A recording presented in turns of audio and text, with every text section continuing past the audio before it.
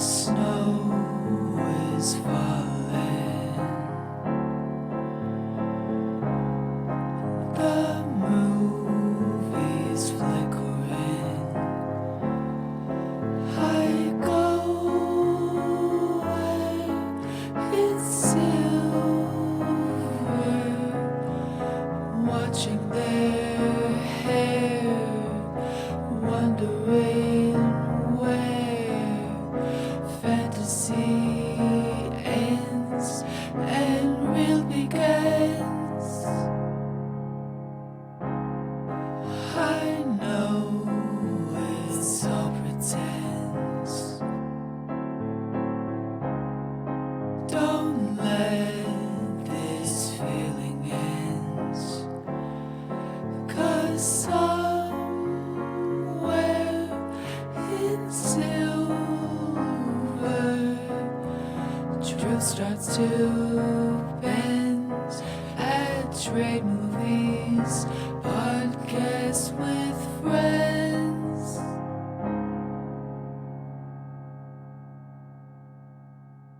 Hello, everyone.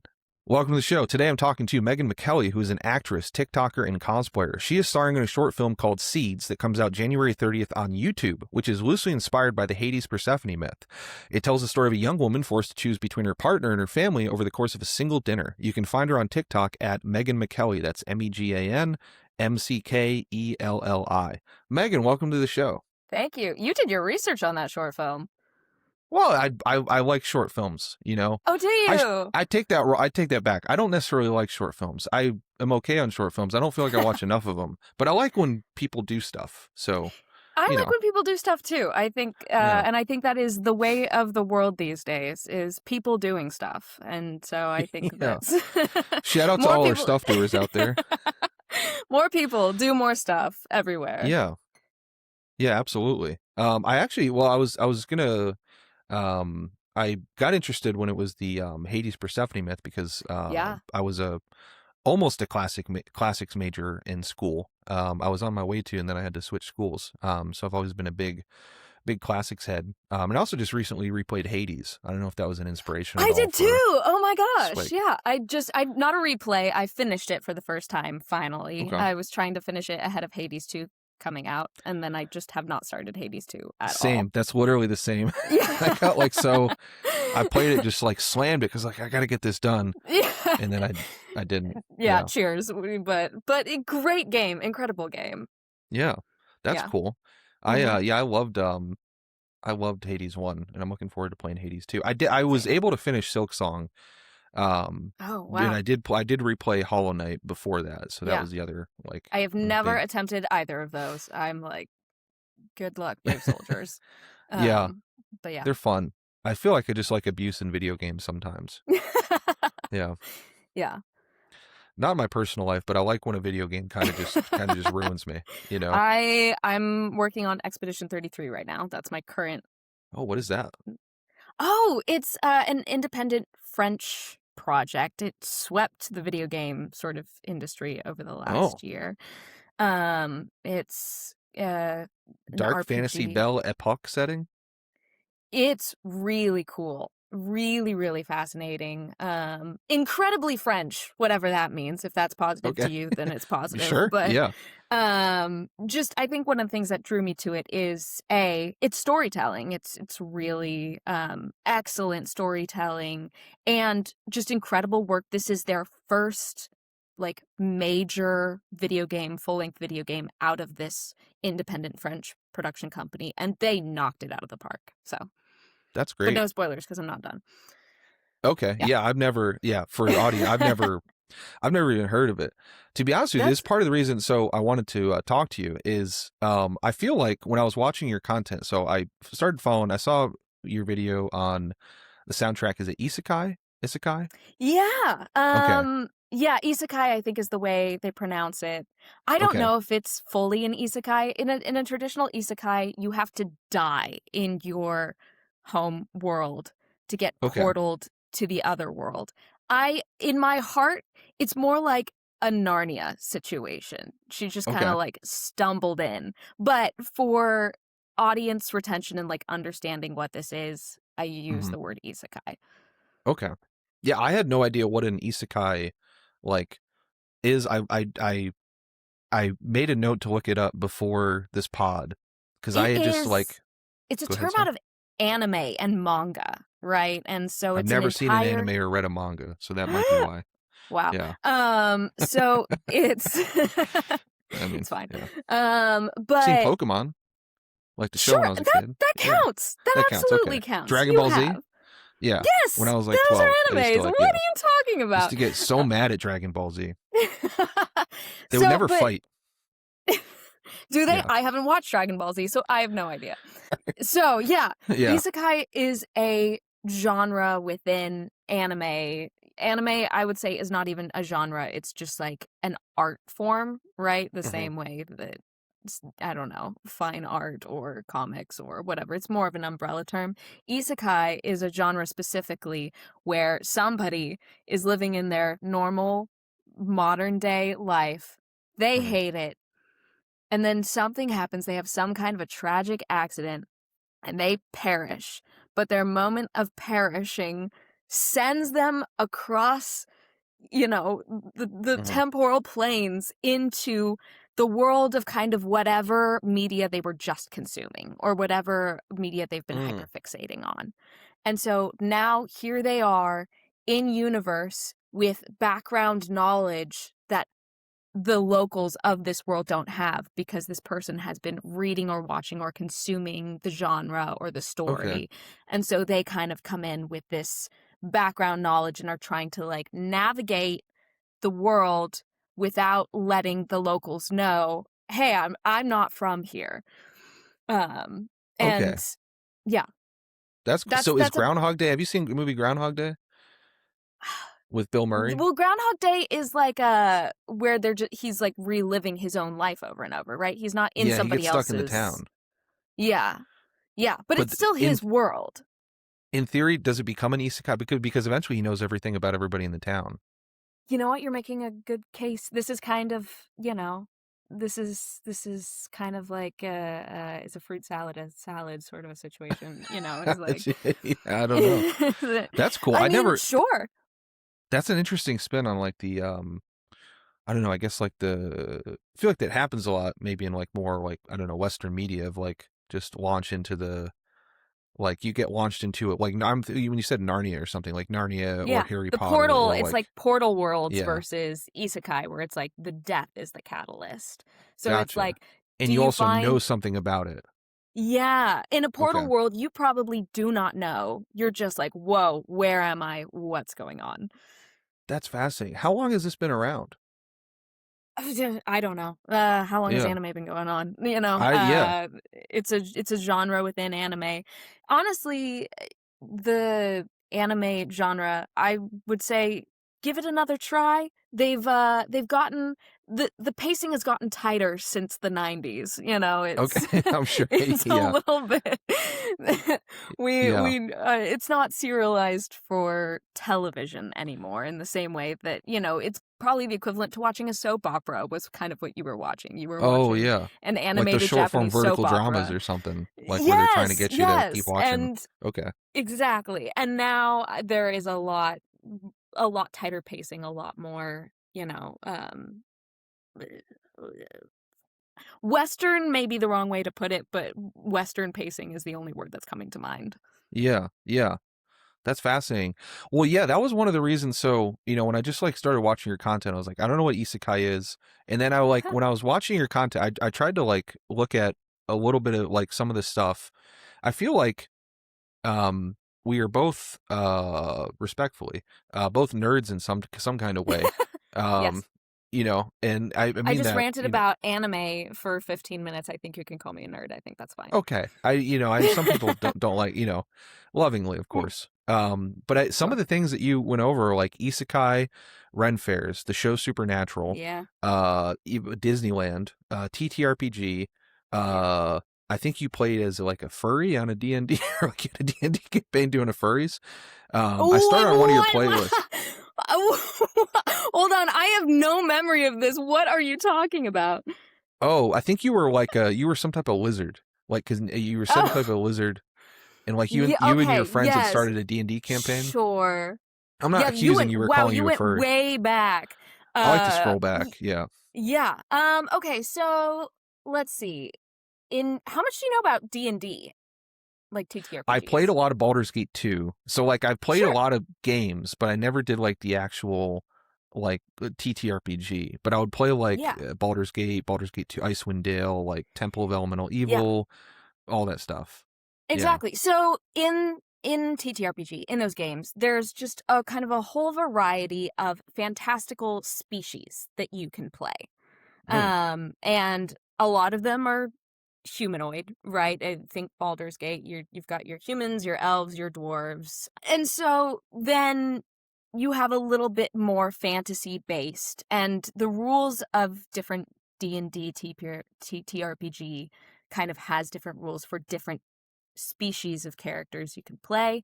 Hmm. And some of them are a lot more animal based. Some of them are kind of, I don't know, just like devil Okay. based, like tieflings Yeah, and yeah, stuff like yeah. that. So you just dragonborns, you just kind of get different whatever the creators can sort of come up with as a concept for like what could be a species. Some TTRPGs are set in space, and so you get like true aliens, it Yeah. really just kind of does depend on the universe. But what you're speaking to, that one of the lizard character that I played, one of the things that I have enjoyed about D&D is the ability to like mess around with different voices. Hmm. And so I was like, what happens if I'm playing a character and he kind of talks like this because his voice doesn't really have the same vocal cords that You a play normal Natasha human Lyonne. has. Yeah, so so it Sorry. sounds a lot more Yeah. raspy, so Is she things a like lizard that, person? That's or my new conspiracy theory. yeah, and then there's, then you just get to play um just so many different species and kinds of characters that I would never be cast as. And I think that's the fun, I think, of TTRPG and a lot Okay. of those things, is that I get to spend months playing a character that I would never be cast as in real life. Why would you never be cast as a lizard? That's a great question. Somebody cast me as a lizard. I would be perfect Yeah. for the role. But yeah, I mean, Do I've you? Well, I'm done. curious about your experiences of acting. That's another thing. Like, I don't know. I've made a short film myself, but I just sort of, did everything. I try not to look too much stuff up, just because I feel like it'll be funnier either way. Like, if it's good, it'll be funny, and if it's bad, it'll be like, well, this person doesn't know. Like when I did my, like in terms of like the how. So like, if when you're an actress or as you're an actress, are you like? I doubt there's many lizard roles available in Hollywood, but do you just like? No, you're like, We're well, I'm not going to spending be. so much time on this lizard. Um, I'm trying to make the guests. My resolution is to make the guests uncomfortable and surprised this year. So I'm oh, is it? yeah. I was just curious when you said like you don't get a chance to, because you're an actress out in LA, Mm-hmm. like that's your thing, right? Like you don't. Yeah. I'd just be like, yeah, I never thought about like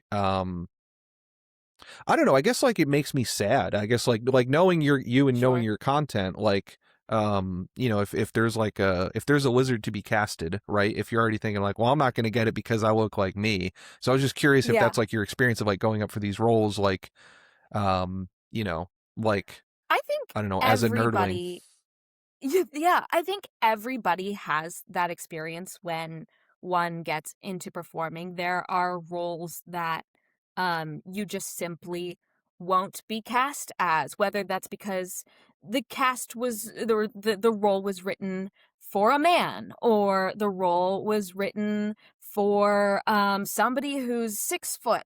Uh-huh. I am a very average height, and unfortunately there's a lot of characters She's that I'm like, that 3'11". would be cool. Yeah. I'm Hobbit height. No, it's, Yeah. I identify as 5'8", and nothing else matters. Okay. Yeah. Yeah. I'm 6'1", but I hunch, so Please it's like, respect my yeah. identity as a 5'8" person. Thank you. Okay. Um, so, the you find that there are just roles that just by basis of what the casting director or the production is looking for, you don't fit. And Mm. there are people significantly more marginalized than me that run into that so much more than I do. And so that Mhm. is something that everybody struggles with in going into acting, is that people are not looking for whatever it is that you are, and you have to be okay with that in acting, Mhm. because that is just kind of the name of the game. A lot of times people are looking for very specific things in the roles that they are casting for. Yeah. However, having an outlet where you get to go play, a teenage boy who is the chosen one meant to save the world Mhm. is fun. I will never Mhm. get to play that character, but I can play it in this scenario and have a Yeah. blast and have that be recepted really well by the other people in the room and around the table. And it really just allows you to kind of do character study Mm. and sort of express facets of yourself that you wouldn't necessarily get to otherwise. That's cool. Yeah, that's I'd Yeah. never thought about that for like the Mm. I mean, that's a frustration I feel like I don't think you're probably alone in that. I mean, given what I know like historically about like I think it's the classic examples would be like Gene Tierney and Marilyn Monroe were like these very intelligent women that were like, Yeah. well, you're playing sort of the hot crazy gal every time or like you're doing this. So Yeah. it's like, yeah, I Yeah. always feel bad for I guess people put into boxes like that. Um So I'm glad you get to play other stuff, I guess, in D&D and stuff. I mean, hopefully, Yeah. yeah. You know, that's one And thing it's actually. Oh, go ahead, sorry. Oh, sorry. I was just going to say that that Yeah. is something I found an outlet with on TikTok, is that I am Yeah. then able to sort of just try different things, see what sticks, see what resonates with people. Right now, it's playing this character who can hear the soundtrack, and that's her only shtick. But Hmm. people resonate with that. Yeah. That's cool. And you've done quite a bit of episodes on it. Um, I have, yeah. Is yeah. that how you found my content, was through that? I think so, yes, because. 'Cause Oh, go ahead, sorry. oh, I was just gonna say that you and I are what I would call, like, second interest mutuals, where Mm, most of the time when you're mutuals with somebody, at least what I found, it's that you guys have a matching creative output as your sort of public facing primary creative output, and you end up mutuals. So I wouldn't be surprised if you have a lot of film mutuals and I mm, have a lot of Renaissance Fair, TTRPG, fantasy mutuals. But ah, sometimes I follow people who are of their content is a secondary interest of mine. It's not what I'm outputting publicly, but it is something that's a private interest of mine. And occasionally they also follow me back, and so I'm like, hey, apparently I'm doing something that is also an interest of yours. yeah. You like schizo video reviews, and I like isekai fantasy, I think. The yeah. Um Yeah, no, what's surprising is I don't probably follow as many film people as probably other film people do. Partially because I I don't necessarily want to I don't want to like imitate their content in any way. And like I feel Mm, like, mhm. my content is to me delightfully weird. So like I'm trying to like not have too many I don't necessarily want to like see what other people are doing too much. Like I follow some people just because like I love movies and like Sure. there's a lot of people I think who do it like who I can like tell are like sort of firmly in a different zone. A lot of people what I follow though Mhm. are like artists. I love following artists honestly, just because I like personally seeing. I Mm. love art and seeing a lot of it's like inspirational for making stuff. I feel like I get kind of more inspired by like looking at like paintings or drawings that people do rather than like Huh. um other stuff that Yeah. people do. Um, Okay. yeah, weirdly, but yours, it was the isekai. I loved it because yeah, it was like so the what I was saying before is like I feel like you're sort of it was interesting because like you seem like in a totally different sort of lineage of nerddom than me. That was like part of the reason. Like it just like Yeah. all the stuff that you know just was like different. I was like, oh, this seems fascinating. But also the isekai videos were very good, and I still at some point would Thank like to you. do. You're welcome. I would like to do more like short films and stuff. So I do follow a few like actors, actresses, and I thought Yeah. like this you're doing some weird stuff. So I was like, that's good because anything I make is going to be weird. So like so I was like, it's good to know Thanks. people who are like doing weird creative things. Because that means that like, any type of collaboration or like you'd be more open to it, I think, than the average actor, Yeah. if that makes sense. Sure. But Yeah. also specifically, I was curious because I had a movie, and this is the thing I might cut out. I had a movie idea, and I still want to do this. That was sort of loosely based on like the Metamorphosis, where a guy wakes up Oh. and can't stop hearing a song for um, like his like it just repeats every like nonstop every 3 minutes or 3.5 minutes or however long the song would be. So I've been like having Okay. this idea in my head. Like it's kind of loosely based on my own experiences with like having a vocal stim or like neurodivergence or getting a song Mhm. stuck in your head. But this person would like it's sort of his male character in my head, but like his life would just get ruined by it basically, and he would like start to only speak in lyrics Sure. from the songs or et cetera, et cetera. So I was yeah, when I saw your videos, I was like, oh, this is kind of like in that same like the idea of sort of the person being able to hear something that's like kind of a shared thing between the audience and the character. But then the rest of it was I Yeah. kind of just love movies and stuff like that. So I think that was like, yeah, they're Yeah. good content, Megan. Thank you. Um, I appreciate it. And also that's a fantastic idea for um a short film. One of the things that I have found as I am making these TikToks is that there's a lot of audience participation, especially on TikTok, Mm, and they bring different facets or ideas to it that I maybe wouldn't have even thought of. Or things that I've alluded to, but it's interesting to see if people pick up on it. Like one of my most recent TikToks, it included music from pop culture events that happened after I started doing this isekai bit. So I made the executive decision that, hey, this character doesn't know what this is because this happened after she like left to this other world. And so she's uh-huh. kind of now like, oh, I don't know what this thing is. And somebody left a comment that was like, oh my gosh, at some point, this skill of hers to understand the soundtrack is going to be less and less useful to her because the soundtrack will start to bypass her as life bypasses her back in her old world, and she won't Mm, understand the music anymore. And I was like, there, that is an implication, but yeah, it's really interesting to see what people pick up on. that is fascinating.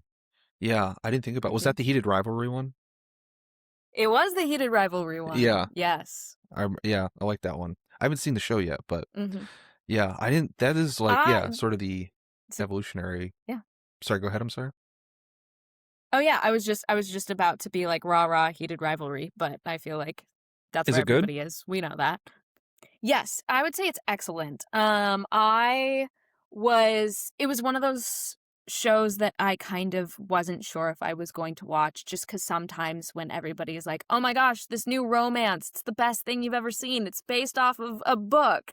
I'm Mm, like, "Okay, heard. mm, I'll keep it in mind." But a lot of people that I really value their opinion really strongly suggested watching this. And so I was like, okay, I'll give it a try. Um, and one of the things that stuck out so strongly to me about it was I knew going in because a lot of the people that I talked to are also film people. They were like, listen, the budget was minuscule. They filmed this entire mm. TV show in 37 days. It was just a Wow. very, very short time frame with a very small budget with virtually unknown actors. The actors have incredible chemistry and they're incredibly talented. And it was filmed in Canada, sort of outside of the scope of Hollywood as we know it. Uh-huh. And it's broken containment. And for that alone, it's worth watching. And it's Yeah. excellently shot, excellently done. I think it's very much worth the watch. That's cool. Yeah, I love hockey. I'm a Yeah. big hockey fan, so Are you? yeah. Unfortunately, not a lot of hockey to be had in this hockey show. It's Yeah.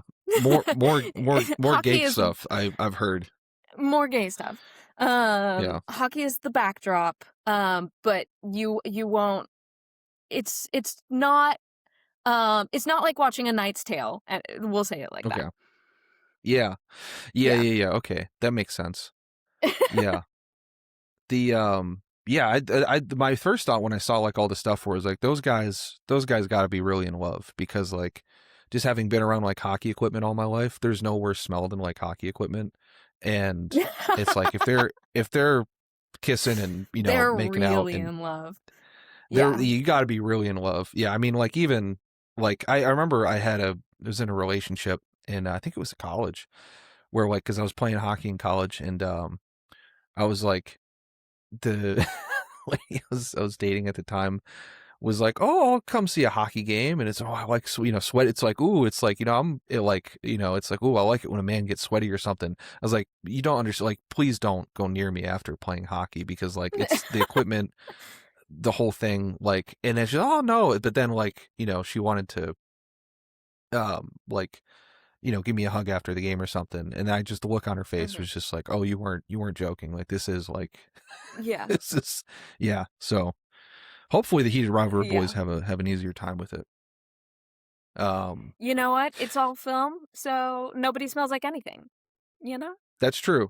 Yeah, yeah. Smells Well, don't exist on film, so hopefully they method acted. They method acted and smelled some of that really. I guess. Well, I guess if they're pros too, you get like a lot of like new equipment as a pro. So maybe that's like, oh, yeah. yeah, yeah. That's It's true. not They're like like at the having, top of their you know, game in the fake. yeah. They made a fake what do they call it? Like the MLH, the Major League Hockey was the fake league that they made up or Emily, something. that's cool. I love that. Yeah. That's great. That's great. Yeah. It's good to see. The NHL has been taking like a couple steps back in terms of like supporting Pride stuff over the last few years, unfortunately. So yeah. this is like sort of kicked them a little bit back more into gear in terms of supporting it. I think just purely capitalistically, they see the audience it has, and Sure. you know, they want a piece of it. But it's good to know. Well, so the that's probably a good entry point into these movies. Because actually I was going to bring up in terms of like the sort of the weird stuff, not like the like not getting to cast interesting roles. One thing I appreciated at the movie, so I picked for this, or Megan picked A Knight's Tale, and I picked The Devil's Bride, which I guess if you're watching this, you probably saw from the description. I'd never seen The Devil's Bride. I'd seen The Knight's Tale when I was a kid, when it came out. I was probably like 12 or 13, I think. I'm trying to think of when that was. So, yeah, it's been a while. Yeah, right at that age where like that, and then like the original Dungeons and Dragons movie came out, I remember, which I haven't seen since then. With Jeremy Irons, which I've heard mixed I things have never about. seen it. I don't know that I had even heard of that one. I'll have to go look it up. Oh, really? Oh, it's very, if you're Dungeons, if I you're missed that Knights, one somehow. Yeah, it's very 2003. It's very much Okay, I'm writing it down. before they had to like before they it's 2000 even. Writing it down. It is like before they sort of figure out how to do adaptations. So like it's just like there's Dungeons and there's Dragons, but it's not Dungeons and Dragons, is like, you know, kind of the magical. Yeah. I love an early 2000s adventure movie. I think they really take the cake in terms of just a really good line between like sincerity and camp. It's excellent. Yeah. Absolutely. You might like this. It's God, there's made for TV sequels. I'm looking at the Wikipedia now. This is crazy. You know it's good if it has made for TV sequels. Yeah. Well, one thing I was going to say with the roles is that like, so I really like The Devil's Bride. I'm fascinated. I was like laughing. I was like, I can't believe I made someone watch this when I was watching it. I kind of can't believe you made me watch it either. Yeah. I feel like the audience deserves like an explanation, because nobody will have seen this film if they're watching this podcast. I don't think anyone will have seen this. Go watch it. So but... let me Yeah, so to try and give you a bird's eye view of this film to those watching, this is a 1974 Lithuanian Mm-hmm. film. Yep. And Featuring stars the you might know, base, like Regimanus Adamitis, Gediminas Gurdvinus. If we have any Viva Manolite fans on here, you'll like it. Any Regina Varnate, Bronius Babkauskas, all your favorites. yeah. Yeah. Anyways, so the the premise is as such: we open in heaven, aka the Mhm. Alps. Which, if you're going to set heaven anywhere on Earth geographically, the Alps It is a nice the looking correct heaven. place to do it. Yeah. And the heavenly hosts are in eternal worship service. Anytime they try and go get a snack, God calls them back to worship service. To be fair, I would rebel from heaven too. But somebody decides that he's gonna go sneak away to eat some grapes. Turns out those grapes are, in fact, the fruit of the knowledge of good and evil, because he eats a grape and immediately smash cuts himself into a bowler hat out of his halo and gets the entire heavenly host rebelling. God attempts to regain order, can't, picks up a flower, throws the flower, and explodes heaven. The flower just, I guess, is a bomb. And all of the former angels are cast down, and that is where our story begins. We end up with a movie set on Earth with this former angel, our little Lucifer character, and it becomes a battle of wits between these little mill farmers and this little devil character. But it's a rock opera. Everyone's singing in Lithuanian. There seems to be local folklore mythology involved. To be clear, the entire time. Yeah, it is a true opera. There's no spoken dialogue. There seems to be some foreknowledge of the folklore necessary that they just kind of cut out because they're like, everyone knows this. And so you're just kind of smash cutting. I'm a quarter scenes. Lithuanian, and I don't know. Yeah, I don't know any of it. We'll say. Are you really? Yeah, I literally am. Yeah, so it was very Old Testament. It was very mixed with like Brothers Grimm. It was kind of Brothers Grimm fairy tale / Old Testament rock opera. Yeah, absolutely. Yeah, that is a great description of Devil's it. Bride. Thank you.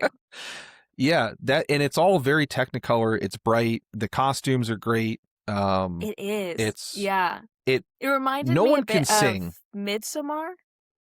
No one can sing. Not a singer amongst the group. It was great. There's not a singer. Yeah, honestly, but you can tell it was all done in ADR anyways. Like they could have had brought other singers in to go sing because all of the soundtrack is done in post in ADR. But they didn't. They did not get better singers. Nope. Yeah, we're just gonna go with we're gonna have the people sing. I honestly loved it because so it's like it was like, I'm gonna be straight up and like, this is despite me having like a shout out Deaf Crocodile who like released this and like brought it back to people. They're a great they did this lovely big physical media person, so they did this lovely I don't know if you can see that too well, but they did this like really lovely case. Yeah, nice booklet. It's got like a booklet in here and like a DVD thing with like, they do such good stuff. So I'll say shout out Deaf Crocodile for that. Having said that, I will say this is not the world's greatest movie in terms of just like film production. And I'm just, because this is, I'm always going to be honest here. It's not like don't go into this expecting like, I'm trying to think of, I don't know, don't expect like The Princess Bride or something like that, or like, but it's worth it. I do think it is worth it to watch, if only to imagine like an alternate universe, because I feel like I was happy when watching it because I feel like you, Megan, should be making this type of movie, and not because like you can't sing or like you're in bad stuff or whatever, but like this just seems so much fun to make that like, I don't know why like whatever film industry they had over there that spawned this, where it's like all these people could go out and make these elaborate costumes, do this crazy sing-along Yeah. musical, and do this. Like, why don't I Sure. don't know why we don't have that. It seems like so many people would enjoy making something like this, you know? I mean, they were having the time of their lives, that's for sure. You Yeah. know what, watching this movie, um, one of the things on your list that you were like let's talk about is that are there any unexpected connections between these two movies? And I was like, you know Mm. what? I feel like watching The Devil's Bride, I felt like I was a medieval peasant on my way to go to London to see the Yes. jousting world champions and cheer for Ulrich von Liechtenstein. It's a Oh my 2-day God. journey. I'm camping out, and on the route along the road, I stop for like 2 hours to watch a troubadour show put on. Yes. And The Devil's Bride is the thing that I'm watching on my road trek to London. You're so correct. That is like one of the smartest things I think I've had a guest say on this pod. Like, absolutely. Like, there is, I will say, like, that is why, like, I don't know how much 70s Eastern European fantasy you've watched, or like if that's a genre you typically typically get into a whole lot. Can't, I wish I could say that I'm so experienced with 70s Eastern European content, Yeah. but I'm not. This was If a genre jump for me. if you want this as a vibe, like in terms of like, there is something about, I don't know, have you ever seen the movie Excalibur? That's the other one I watched recently. Yeah. Uh-huh. Yeah. Yeah, So yeah. Excalibur, like I just first watched it for the first time. I redid like my top 100 movies. It made it just because like it's such a bizarre movie, and like I watched it on like this huge screen, Yes. and like I was just floored by like how like delightfully medieval it was. I guess in a way that you don't necessarily like true like Yes. medieval, like I guess mindset is one thing. I think you're totally right. I Mm. appreciate that about the Knight's Tale. Like I took a whole class on Chaucer when I was in when I switched to being a writing major. I was a classics, Oh, yeah. as I said, classic major for the first three, and then like my the head of my English department at the second college I went to was like, he was like a Piers Plowman like scholar, and he loved, we like read a lot of Chaucer in like some of the old English and like had to translate. Like I love that stuff. And the thing I particularly love about it is like there's a morality that you don't like, it's just completely alien morality. There's a completely alien like story structure. There's a completely alien story arc. It's like a Mm-hmm. whole different way of like doing Yeah. things in a way that I know I see a lot in Eastern European movies, like fantasy movies from the 70s, where it's like they somehow tap into like, there's this movie I almost picked for this movie called Blanche, which is by this guy Valerian Borowick, who has been described affectionately, he's a Polish guy, as a genius who happened to be a pornographer.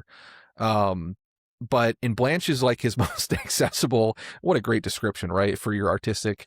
I've only Right? seen one movie, Excellent. but yeah, there's another movie I'm kind of scared to watch by him. That's like a Beauty and the Beast thing that just looks like wild. It just looks Oh. absolutely like the craziest thing I've ever seen. But the one movie he did, it's like an adaptation of like this old medieval Polish tale called Blanche, where it's not really, I've heard it's his most like non-porny, like nudity driven like movie. But it's like the morality in it is something like out of like a 12th century play, where like it just like the morality and humor of it, Yeah. and like just the whole vibe of it. And yeah, I mean that thing of like, this could absolutely have been a Canterbury Tale is like, so totally agree with that. Truly. Yeah. Yeah. I Yeah. think you're totally right on It that. feels, I mean, it feels so deeply medieval. There's something distinctly European and like older than anything that Americans really get a vibe for Yeah. in just sort of our surroundings. But it's so interesting because they filmed A Knight's Tale in the Czech Republic, very, very close to Lithuania. And so there's Hmm. something, all of the background actors of both of these movies just feel like they Yeah. exist in the same universe. And Yeah. so it's so interesting that they kind of just like, yeah, The Bride's Tale feels like a story that would have been told or the Devil's Bride feels like a story that would have been told during A Knight's Tale. That these stories do fit together.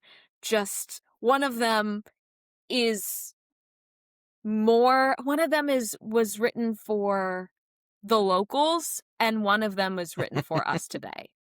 You know? Yeah. Yeah. Yeah, they both, that's another great point. Yeah. I mean, Knight's Tale is very much like, I kind of like, I remember the reputation of it when it came out was just like, this is like, I feel like it was sort of unfairly maligned from what I remember of like, this is like, okay, but like. Was it?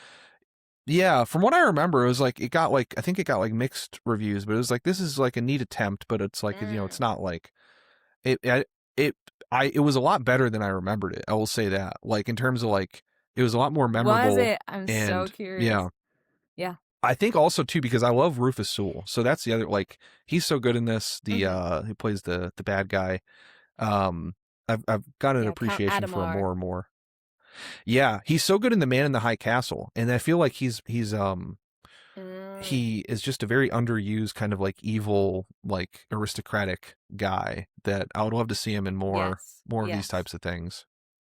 But yeah, it was like, in terms of like bringing like Canterbury Tales to the like, I was like, when I watched it, I was 13. I had known nothing about the Canterbury Tales, but now having like, I did the whole class on them, and like, just like it. This is absolutely what I feel like Chaucer would have made the Knight's Tale. Like, this is like, what did you feel like it was, if he was, yeah, like if he was today, it would have been like this sort of like poppy, like, yeah, these were bawdy tales. Like, that's the wild, like, the Canterbury Tales are hilarious. Like, they're hilarious, and like they're funny, and like they're wild, and they're like, they're very much like, you can see them in a tavern. Like, they're like drinking plays. Like, you should go, like, see them at like, in the time, like, see him in a tavern, and you're kind of drunk while doing it. You're having a good time with the boys and the girls. So yeah, I think just from that, like, can't forget. I feel like they got the tone right. Yeah. Yeah. Yeah. Yeah. I did have a jump scare. I don't know if you're a Better Call Saul fan. I was trying to figure out who the lady was, but that's Lydia, from Breaking Bad and Better Call Saul. Lydia Rodart Quayle. Yeah. Laura Fraser, I think, is her name. Yeah, A Knight's Tale is, I think, what for me watching it, I was like, oh, I am reheating A Knight's Tale's nachos here. Like, and they're great nachos, but I was so kind of surprised at how much, my use of music in the project that I'm doing must have been sort of subconsciously inspired by this medieval story set to 70s rock and roll.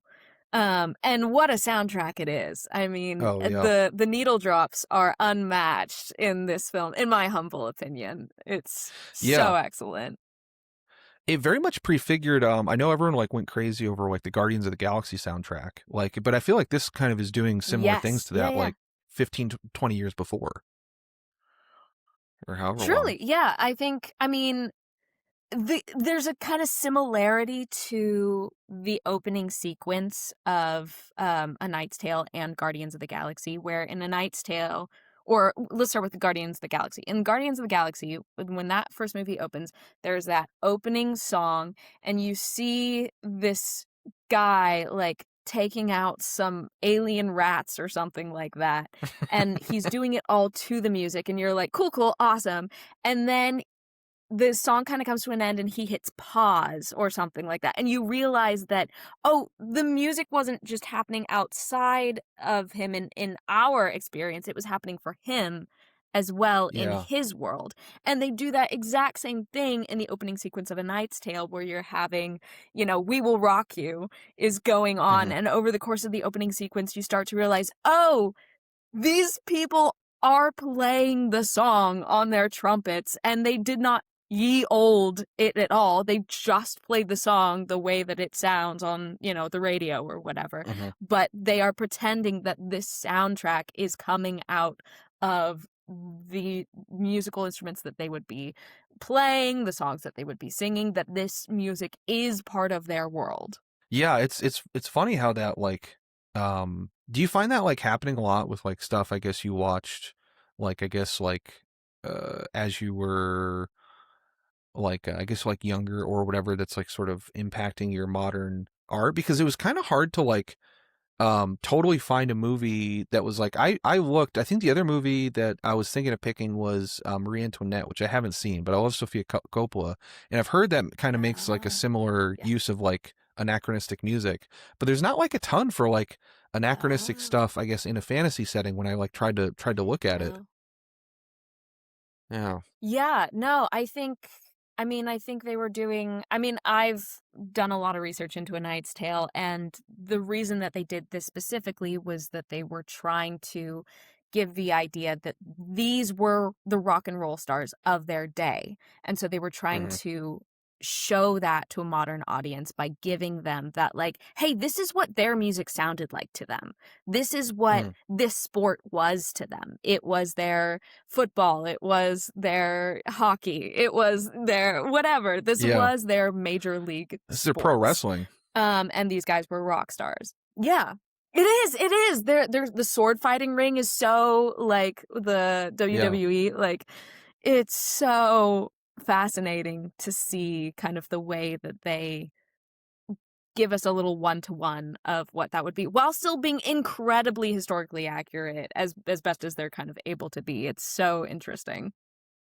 Yeah, I also thought like I was happy to see it. Like I yearn. I mean, not that like they haven't always done this, but like I feel like we're in a bad era of Hollywood. I feel like at the moment in terms of like everything being like existing IP or like clone stories or like not Yeah. anything necessarily being new. That's one reason I appreciated The Devil's Bride. Like I guess that's probably IP in the sense that it's a local folklore, but like I like just the way they did it is just like you would never like like I guess honestly, well that might be another comparison between the two because I No feel exec like is picking Devil's that out of a lineup.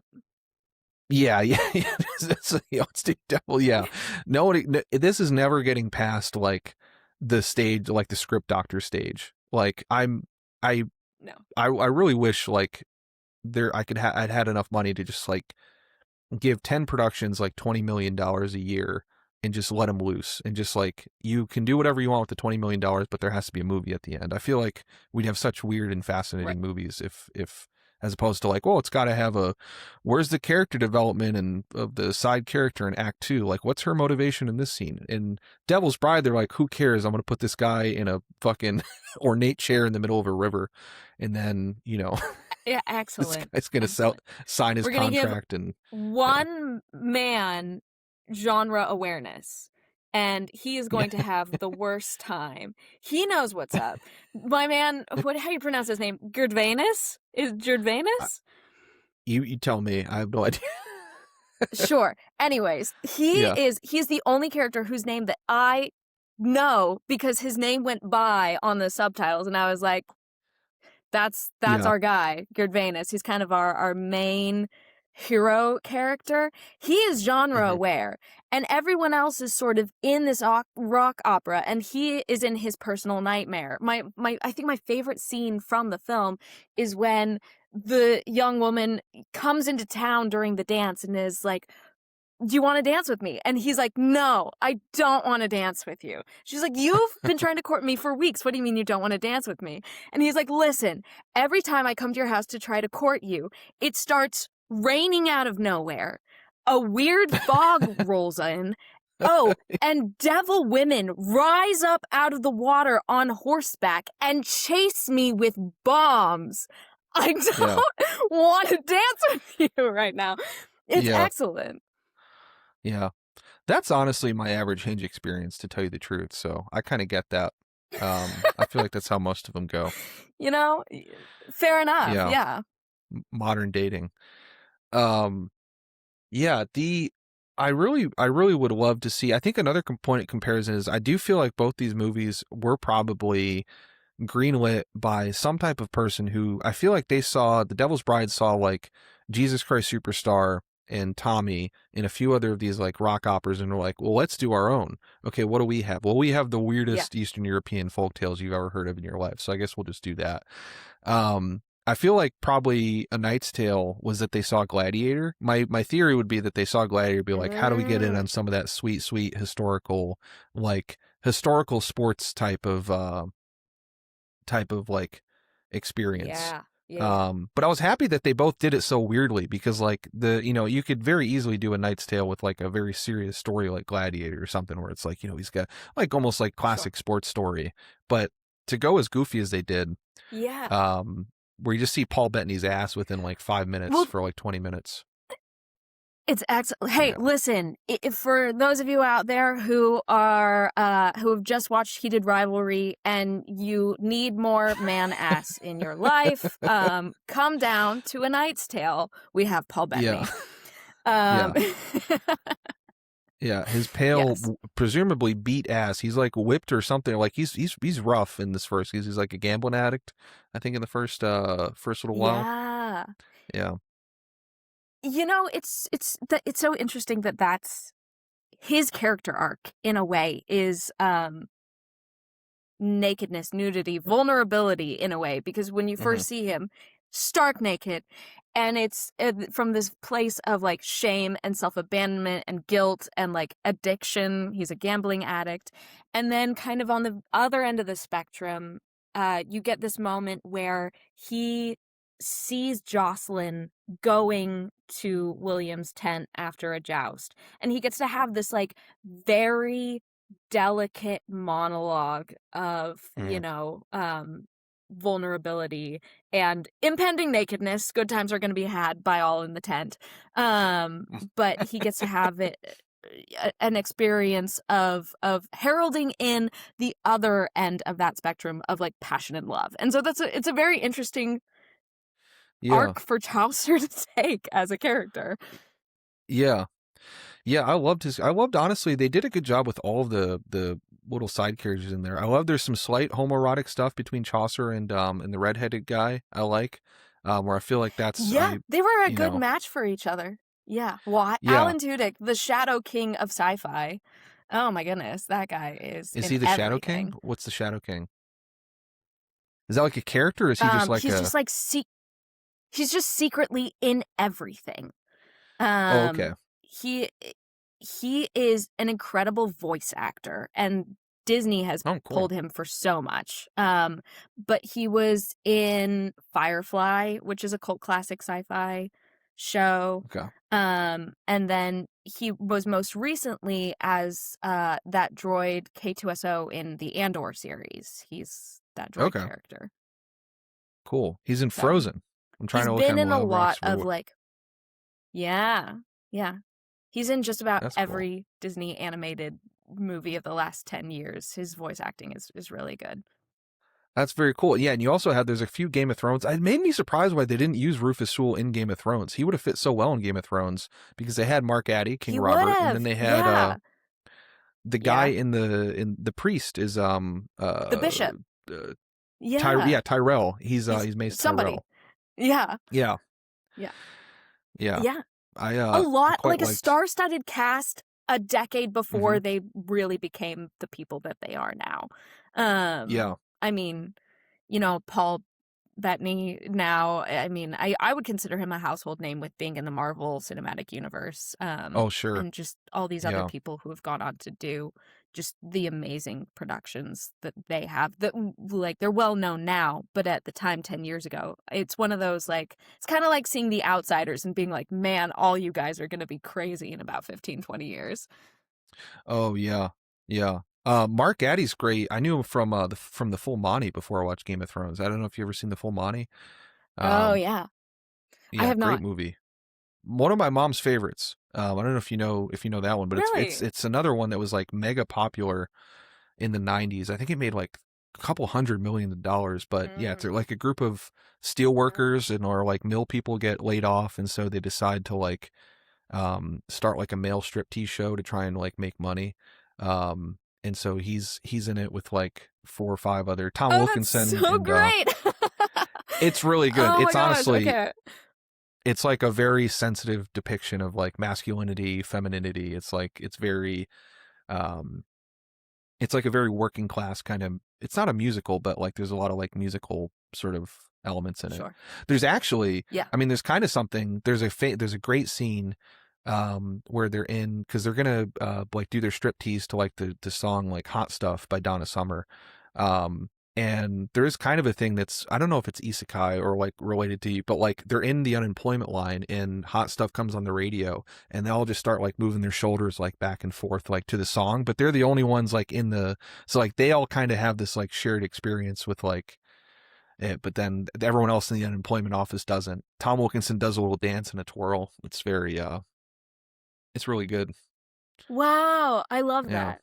They like Yeah. they can hear the music and nobody else can. That's Yeah, they can hear the that's meaning of magic. the Okay, music, I I get guess. it. Yeah. It's yeah. I Yeah. think you'd like it. I think everybody would like it. It made so much money in the 90s. It's crazy. I'm finding that I'm so invested in music in films in a way that I didn't realize how strongly it affected me. But it's like, oh yeah, no, the way that music is used in film really, I think, has a strong impact on how I feel about the media and the art piece. Fascinating. Or were you like a theater kid growing up? Did you do a lot of musical stuff? Do you try and do a lot of musical stuff now? Or is it just like music, like not necessarily singing, but like the way the music affects it? You know, I don't think I have. I did do some theater in like high school and stuff like that, but I am not a musical theater person by trade. But I think I am just like a music person by soul, and I love a good needle drop. And I think Mm. that that really impacts the way that I specifically, and I think people in general, experience film. Yeah. I definitely it's something that I totally agree. I mean, it is like um I think I share that, and that like it's I like there are certain genres especially where I feel like it's so key, and I feel like certain like directors and stuff are, I feel like, are particularly elevated in my head because of the score, because I will like re-listen and re-listen to a soundtrack, like the famous one I think probably everyone knows, like I mean John Williams with like Steven Spielberg and stuff is like, I don't think Spielberg movies, he's a great director, but they're certainly like elevated to hell by John Williams, like in all of his just the Yeah. 10 most iconic themes ever. But also like even like Studio Ghibli, you know, everybody's a big Studio Ghibli fan, right? Like Joe Hisaishi. My favorite director is Takeshi Kitano, who does like these really violent gangster movies in Japan, but they have Joe Hisaishi soundtracks to them for like the first like 15 years. So it's a mixture of like these like ultra violent, kind of like very depressing, very like nihilistic like crime movies, but then you'll have like Studio Ghibli music over them. And I just love them. The combination of it is just works so well. Like, yeah.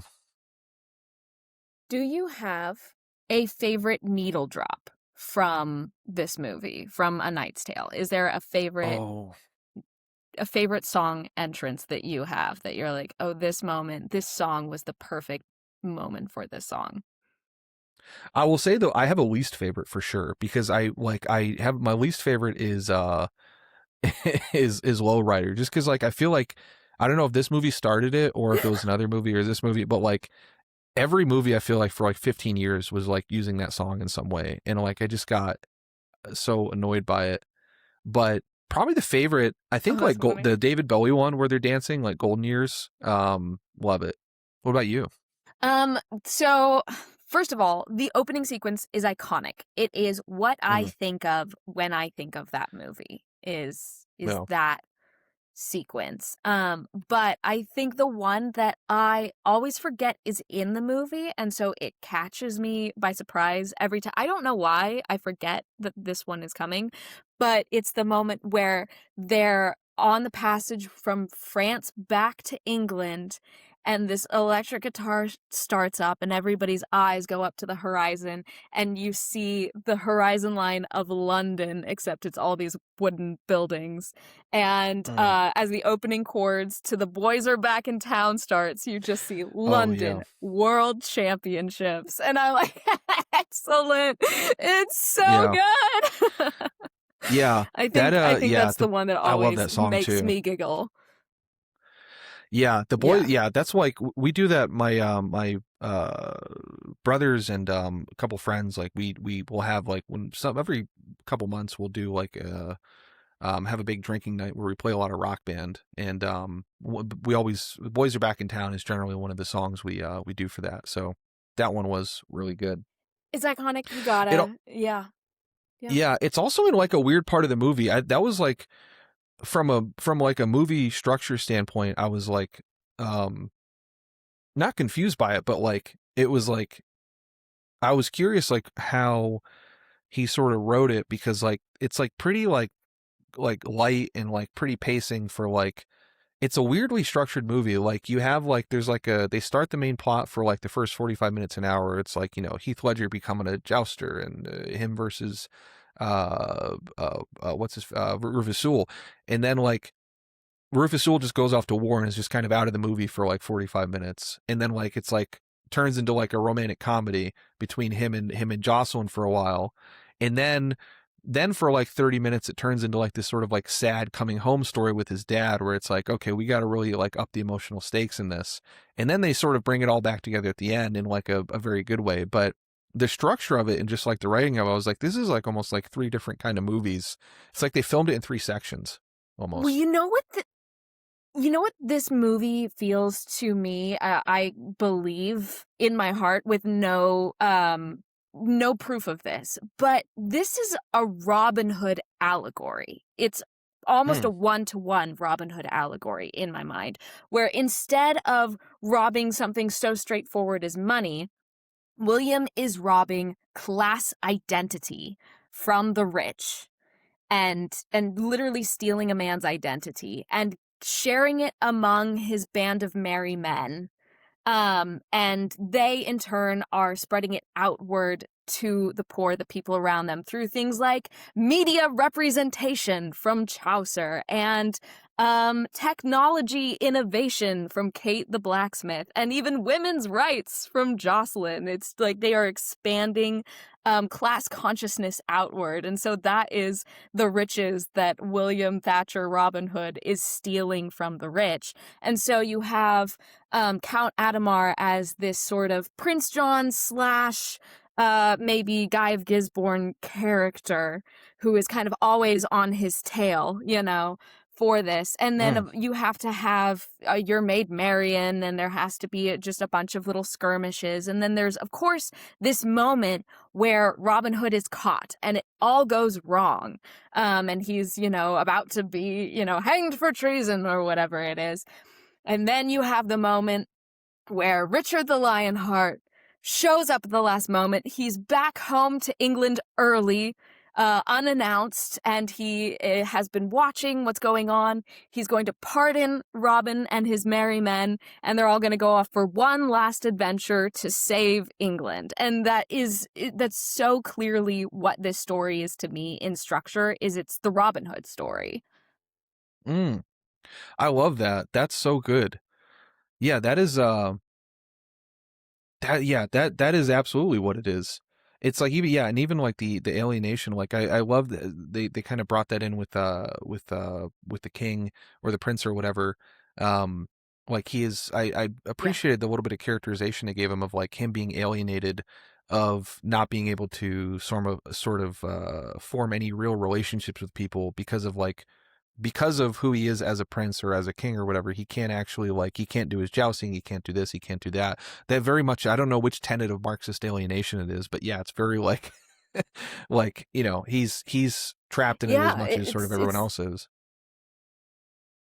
Yeah, this class hierarchy hurts everyone, and that he can't make like true interpersonal relationships because he is also trapped in this sort of class structure as well, that he doesn't get true friends. He can't do things that other people can do. And so in a way, you know, William Thatcher frees him a little bit as well. It's magical. Yeah. It's interesting you bring up like that's such a good like thought about the like him in terms of like the media representation of like stealing it from, you know, the rich, or like giving media representation to, you know, women and the poor or otherwise. I'm reminded I need to do a video on this, but I meant to do a video. I think I teased a video on this on my channel, but I never did it. About like Die Hard. When the director of Die Hard was like asked whether or not it was a Christmas movie, he's such a king. He gives like an 8-minute long answer where he doesn't answer it for 8 minutes, but he like starts with like, well, 8,000 years ago, people painted on walls in caves, and like he's such like a fascinating guy that like he talks about like Talk specifically about he's like media training. Oh my god. yeah oh yeah he's so cool. I love him. But like I was so heartened by his answer because like he he talks about like it's a Christmas movie because the only way it would have gotten made was because they said it was a Christmas movie, but really it was like a class movie. Like his intention with it was he wanted to portray a working class hero, and the only way they could sort of get it past the executives, the stupid executives who had took over the studio at the time, was like, oh yeah, it's just a Christmas movie, don't worry about it. Because he brought up the fact that like just the idea of having a working class hero on screen is by itself sort of revolutionary and like very political, like deliberately, because he actually brought it back to the French Revolution. He said, I can't remember the painter that he brought up, but he said before the French Revolution, there was like this painter that like they had never painted sort of like the everyday people. And this painter started painting the everyday people, but he had to paint them like sort of in these ways that weren't very glorious or very romantic. Because like he didn't want to like, put them on the same stature, and like his audience of rich people would not have those people be put on the same stature as the rich people.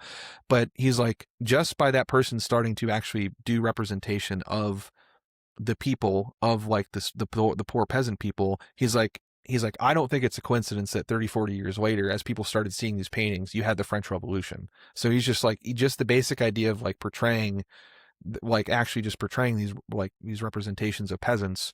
Like he's like, I think that sort of like inherently caused the thing. So the idea of this movie also kind of showing Chaucer doing that, I don't know, I can't remember as much about like early modern literature history, but I mean, the Canterbury Tales are a lot about just normal people in a way that, trying to think, I don't know if you got quite as much, but the fact that they've survived and they were so popular, and it was like a knight, but also like, a miller's tale and everybody else, and they were just these very bawdy things. It has a certain democratizing effect on it, I think, regardless. So Sure. I don't know. That's a great point. I mean, it's so interesting to see like what this movie is in terms of relatively forward thinking. I think it really does hold up for a 2001 movie. I mean, there are moments you look at it and go like, wow, this is a movie from 2001, especially a couple of the conversations that William has with Jocelyn, where it's like, oh, right, this is 2001. Yeah. We can't have a male lead that does not have a moment where he shows utter contempt for women in general and the woman that he's interested in specifically. But Yeah. he learns, like he does. There is a point that's like, hey, the point of this is that he has growth over time. And there's, then a conversation right near the end of the movie with Count Adhemar where William is like, you think Jocelyn is the target, but she's the arrow. And it's like, our boy has grown up. Thank God. There's a lot of growth there for him as well, which is really nice. It's really nice when you get, a main character as heroic as William Thatcher, who also gets to have like a growth of like, oh, I was wrong and I've been treating people bad and I need to treat people better. I feel like that's also something that we don't always get in films. Yeah. Oh, for sure. Yeah, there's a casual class consciousness to it. To the point about like her character and just in the early 2001 of it, like both these movies, I don't think there was an IQ above like 81, let's say, like in terms of just like these are movies like, respectfully, and I feel seen by it, but like I don't think even Chaucer, like in the thing, like he can talk, but I don't think there's a lot going on. Like I think he's just sort of has the gift of gab. But everyone else is just like, everyone in The Devil's Bride is like, they're operating at 81, 82 IQ. Everyone's just stupid. Everyone in The Knight's Tale is stupid. You got Heath Ledger playing just like such a nice, classic, stupid himbo.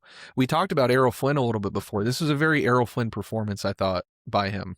Oh, interesting. You're right. Yeah. There is something super swashbuckly about him in this. Yeah. in this role, which is fantastic.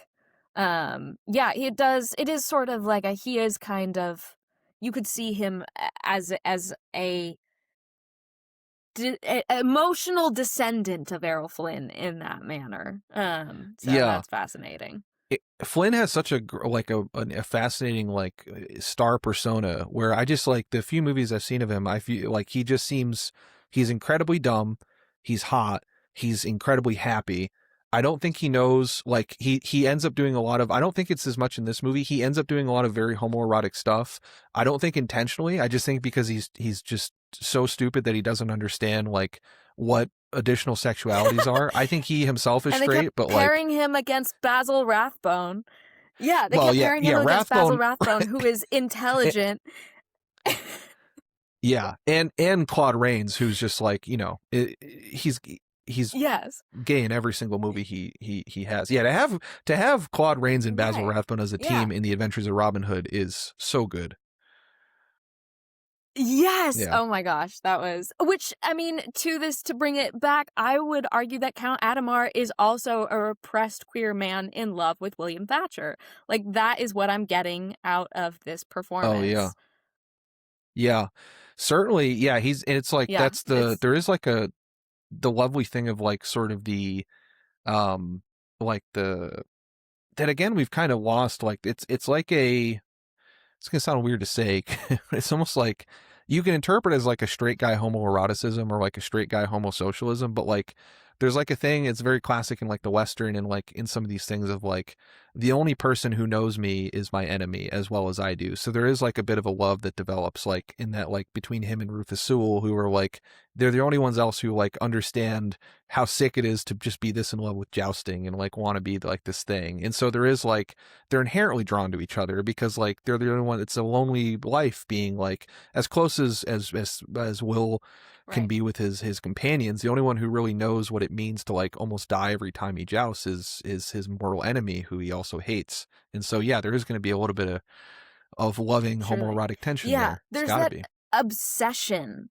Yeah, just truly the obsession that especially Count Adhemar has with Will is so fascinating to watch, where he's like, he can't let this guy go. And I think Will's obsession is specifically with beating Count Adhemar. I don't know.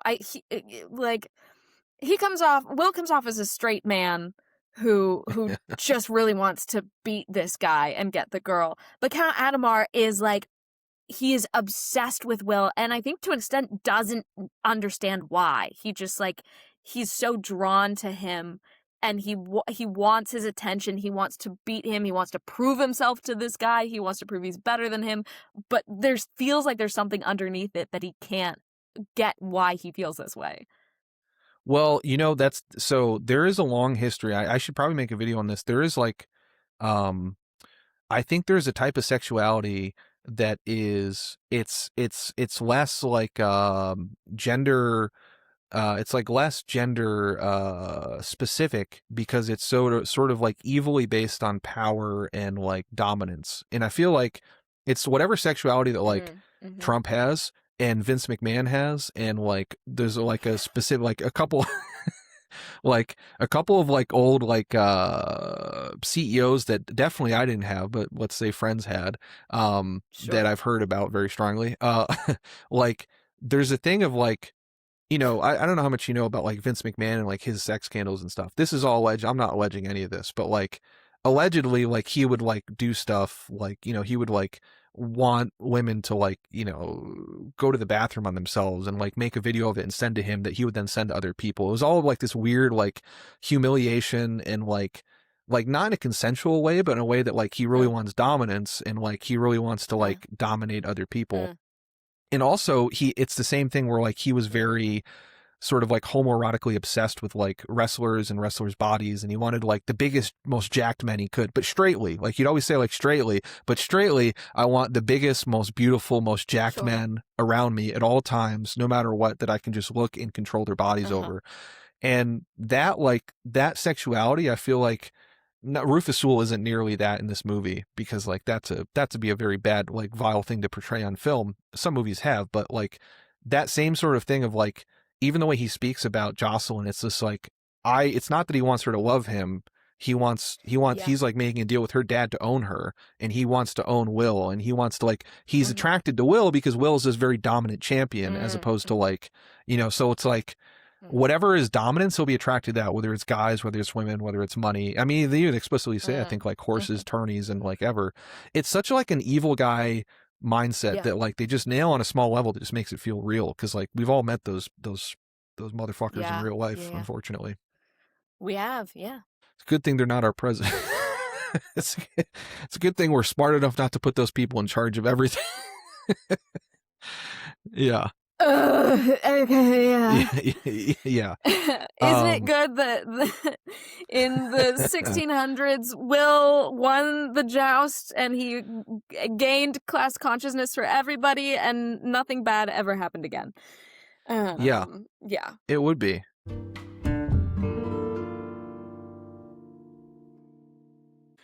And we're back. Hello, everyone. So yeah, I wanted to ask about, I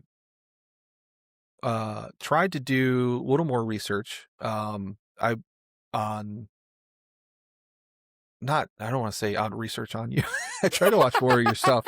But I was curious about like the evolution of your content. So I saw, I think it was last January, about a year ago, you said, I wish I'd posted more on TikTok. I think you did like a video as TikTok was going away. There was a nice video where like, I should have just done it. Yeah. But then it was heartening to see that like TikTok didn't go away. And then you just did it. So how's that been going? Yeah, it's, I think there's breaking the barrier of starting something, I think is a big, personally, one of the most difficult elements of trying something new, of that first time you do something. The first time that you ever try something is going to be, you're gonna feel silly. It's the silliest version of it, and you feel the most exposed, the most perceived, especially something like social media. If you don't have a lot of followers, then you are like, the only people that are going to see this are the people who are my friends in real life, and they are going to have real life opinions that they may share with me. Oh no, that's awful. That's like one of the joys of TikTok is if you do it right, you can really just do it for the strangers on the internet. You can not have anybody in your real life sort of interacting or interfacing with you. And instead, you can do it for the other several billion people on the world who don't matter. Yeah. That's a good way to put it. And so it feels like you're not doing it for anybody, but you are. You're actually potentially showing your work to everyone and significantly more people. But there's a feeling of, how do you pronounce that? Anonymous and anonymity. I can never say that word. Anonymity. Cool. Yeah, sure. Anonymity. Anonymity. We'll say I said that right. Yeah. Yes. I'm saying it worse. I'm falling on the cross, so so you can. Okay. Yeah. We all know what the word I was trying to say is, and therefore we don't have to comment on it, right, guys? Yeah. Thank you. Yeah. So basically, getting past that threshold of the fact that I knew that other people that I knew were going to see it was the biggest issue for me. That kind of mortify you, that like that people in your real life would see you doing like a TikTok type thing? Is that sure. I think there is a sense of being perceived that's always like, being vulnerable is always a little like, oh, okay, what are we doing? And especially if you are out of practice with it, it's going to be more stressful than if you've been doing it for a long time. Everything in life is practice, right? And so is being vulnerable. So is being on the internet. That's a great point. The first time that you do something like that, it's like, okay, what if everybody hates it? What if no one sees it at all? And I feel silly for that. What if I look silly and 10 years later it comes back to haunt me? What about that? Yeah. So yeah, there's of course stuff like that, but I think a couple things happened. One, I had already been on TikTok over the course of a period of a couple years, kind of since the height of COVID lockdown. I had kind of been on TikTok, and so I had done it here and there. And I also um was like, okay, I guess fake it till we make it. Let's just see what happens. And continuing to like the first couple ones that I really put out, I was like, hey, this is practice. We're just practicing. We're just throwing stuff at the wall, seeing what sticks. And then remarkably, something did. And just that's the other element, is being able to be like, hey, this is working. Let's do more of that immediately and well. Yeah. And so being able to keep going when people are connecting with what you're doing.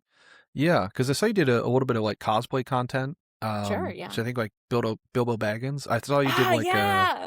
yeah. Mhm. Were you okay after you ate shit when you tripped and fell in that one video? Because it looks like you smack yourself in the face, and I've like it literally like I get like sympathetic pain. I just like when I saw it, I was like, I hope she's like.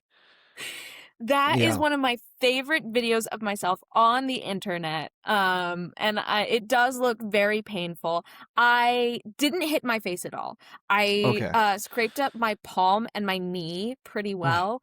But this was like outside of a Comic-Con. I had my friends with me. Somebody was filming.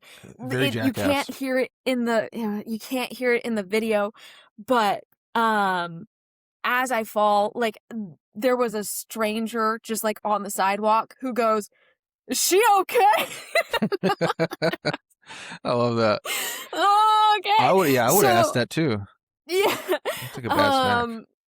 I was just intending to, just do a cute little run past the camera or whatever. And Dressed after as Bilbo. Who were you dressed as? Bilbo Baggins, Yeah. that was the Bilbo Baggins, like, I'm going on an adventure moment. And this, luckily, one of the guys I was with who was a cosplayer is just like always prepared. He just like pulled like massive bandages out of his pocket and was like, all right, I was like, okay, so we got me all patched up. And then we rewatched the video and just fell about laughing in hysterics. And we're like, I guess we're posting that one. Let's not even do one where it like works the way it was meant to. This is actually just a funny video. And I did post it on the internet. It immediately got stolen by every internet funny memes, whatever. And it's now like, if you Google like, where are you going, Mr. Bilbo, like my TikTok will pop up on YouTube. That's from great. some guy who made several $1,000s off of that Oh, video. well, that sucks. I know. But it's like, that is the nature of the internet. It made its rounds on Reddit. It was a very fun moment. But for me, that was a very fond memory, because I had people come find in real life, come find me to laugh at me for weeks afterwards. My brother called me from Tennessee like the next day, like crying, laughing, because he had seen it on Reddit, and he was like, Megan, did I just see you eat shit on the sidewalk? And I was like, yes, that was me. It was excellent. I had people come find me at my workplace who, I was friends with, and they were like, Megan, I saw the video and I had to come talk to you. Yeah. So it was a lovely moment for me, in that the community came together to laugh with me and at me about that moment. So, but it is one of the things that no matter where I go or what I do, that is what my friends and loved ones will know me for. It is. You're the Bilbo who ate shit. I did. Yeah. I ate asphalt on that parking lot. It's a good it's anytime in the, I feel like, the Jackass guy, shout out to famous East Tennessee and Johnny Knoxville. anytime you're in a costume and you get hurt, it's kind of funny. Like it scales. Like getting hurt, not necessarily funny. Being in a costume, not necessarily funny, but getting hurt in a costume, It's almost great. always It's funny. a Yeah. good moment. I think also there was some sense of comedic timing and irony with me Oh saying, yeah. I'm going on an adventure. Just immediately, truly. Yeah. Yeah. It's your Yeah. version of the So, Hemingway, the for sale baby shoes never worn. It's like a yeah. perfect encapsulation of like this hopeful cosplayer. I'm going on an adventure. Then just wham. It's like just Yeah. so yeah, Mm-hmm. Mm-hmm. it's great. About 7,000 comments saying it looks less like an adventure and more like a trip. Ha Mm, ha ha ha ha. Ha. Very funny, guys. that's very good. Um, yeah. It was very funny the first time I saw that comment, and the second time that was like, have a nice trip was like, okay, all right. Do you read your comments or like how because I notice, and I think we talked about this a little bit earlier, like Sure. there is like a communal thing between you and your fans of like a lot of your Yeah. videos are replies. Not a lot, I don't know Mm-hmm. if a lot, but like some of your videos on like your Some of isekai them. thing are replies. But Yeah. how's the comment experience for you been as a creator on the internet? Do you You know, that's a great question. I try and have a healthy balance of like, hey, if you say something and it catches my attention and it's also in the vein of something that I am vibing with, of like, hey, that's a great idea. That is already kind of maybe where I was thinking. It adds some nuance to it, or like, hey, I'll keep that in mind for like a future thing. If I have something that a video idea pops into my mind and I'm like, I think somebody commented something like that. Sometimes I will go kind of video reply to it to sort of in a way Mm, give credit to like, hey, you thought of this and I think this was lovely, you know. And then also sometimes people say something and I'm like, cute, never gonna use that, but that was cute, you know. you know, And then also one of the things I think, I'm curious if you find the same about TikTok comments. I think just about general social media comments. Half the time when people leave comments on your video, they're not talking to you. They're talking to themselves. They're adding their friends. They're talking to each other. They're not actually speaking to you, and they would actually find it kind of weird if you were to engage too personally with them. hmm, And so I kind of try to have a healthy balance of like, have fun, kids, in the comments. yeah.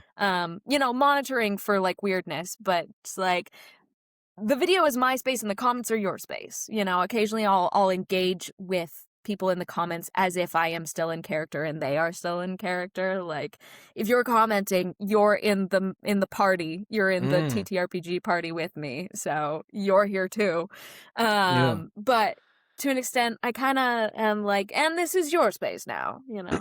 You know, I honestly, maybe this is the autistic. I was about to say the autistic part of my brain, but I think you know all of it, I guess, would be the autistic part of my brain.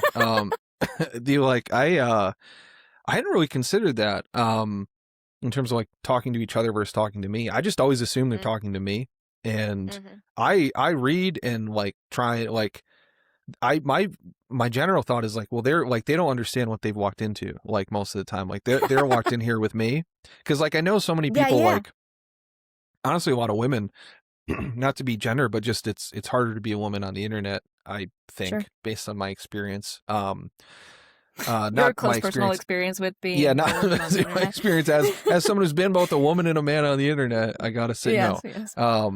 No, just like it seems like it is, like just based on all the like what they say and like the Yeah, comments that people sure. get.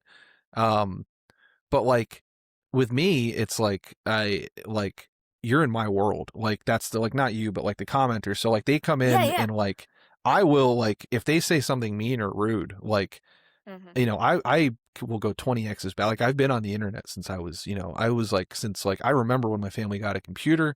Like I remember pre-internet and like I feel like I've been on it Yeah, since like 1999. So it's like they're not gonna like come at me. You know, it's like I sure. like I love Right. this sort of engaging with it. Um and then Yeah. yeah, I don't know, I feel like a lot of people are like directly addressing me. So Yeah, I I don't would know. understand that. Yeah, Maybe it's I different think content because you're doing like a world and I'm I doing think it like is. essays. Right. Here's the thing. Yeah. I am not giving opinion pieces. I am my content is skit based and also vague on purpose.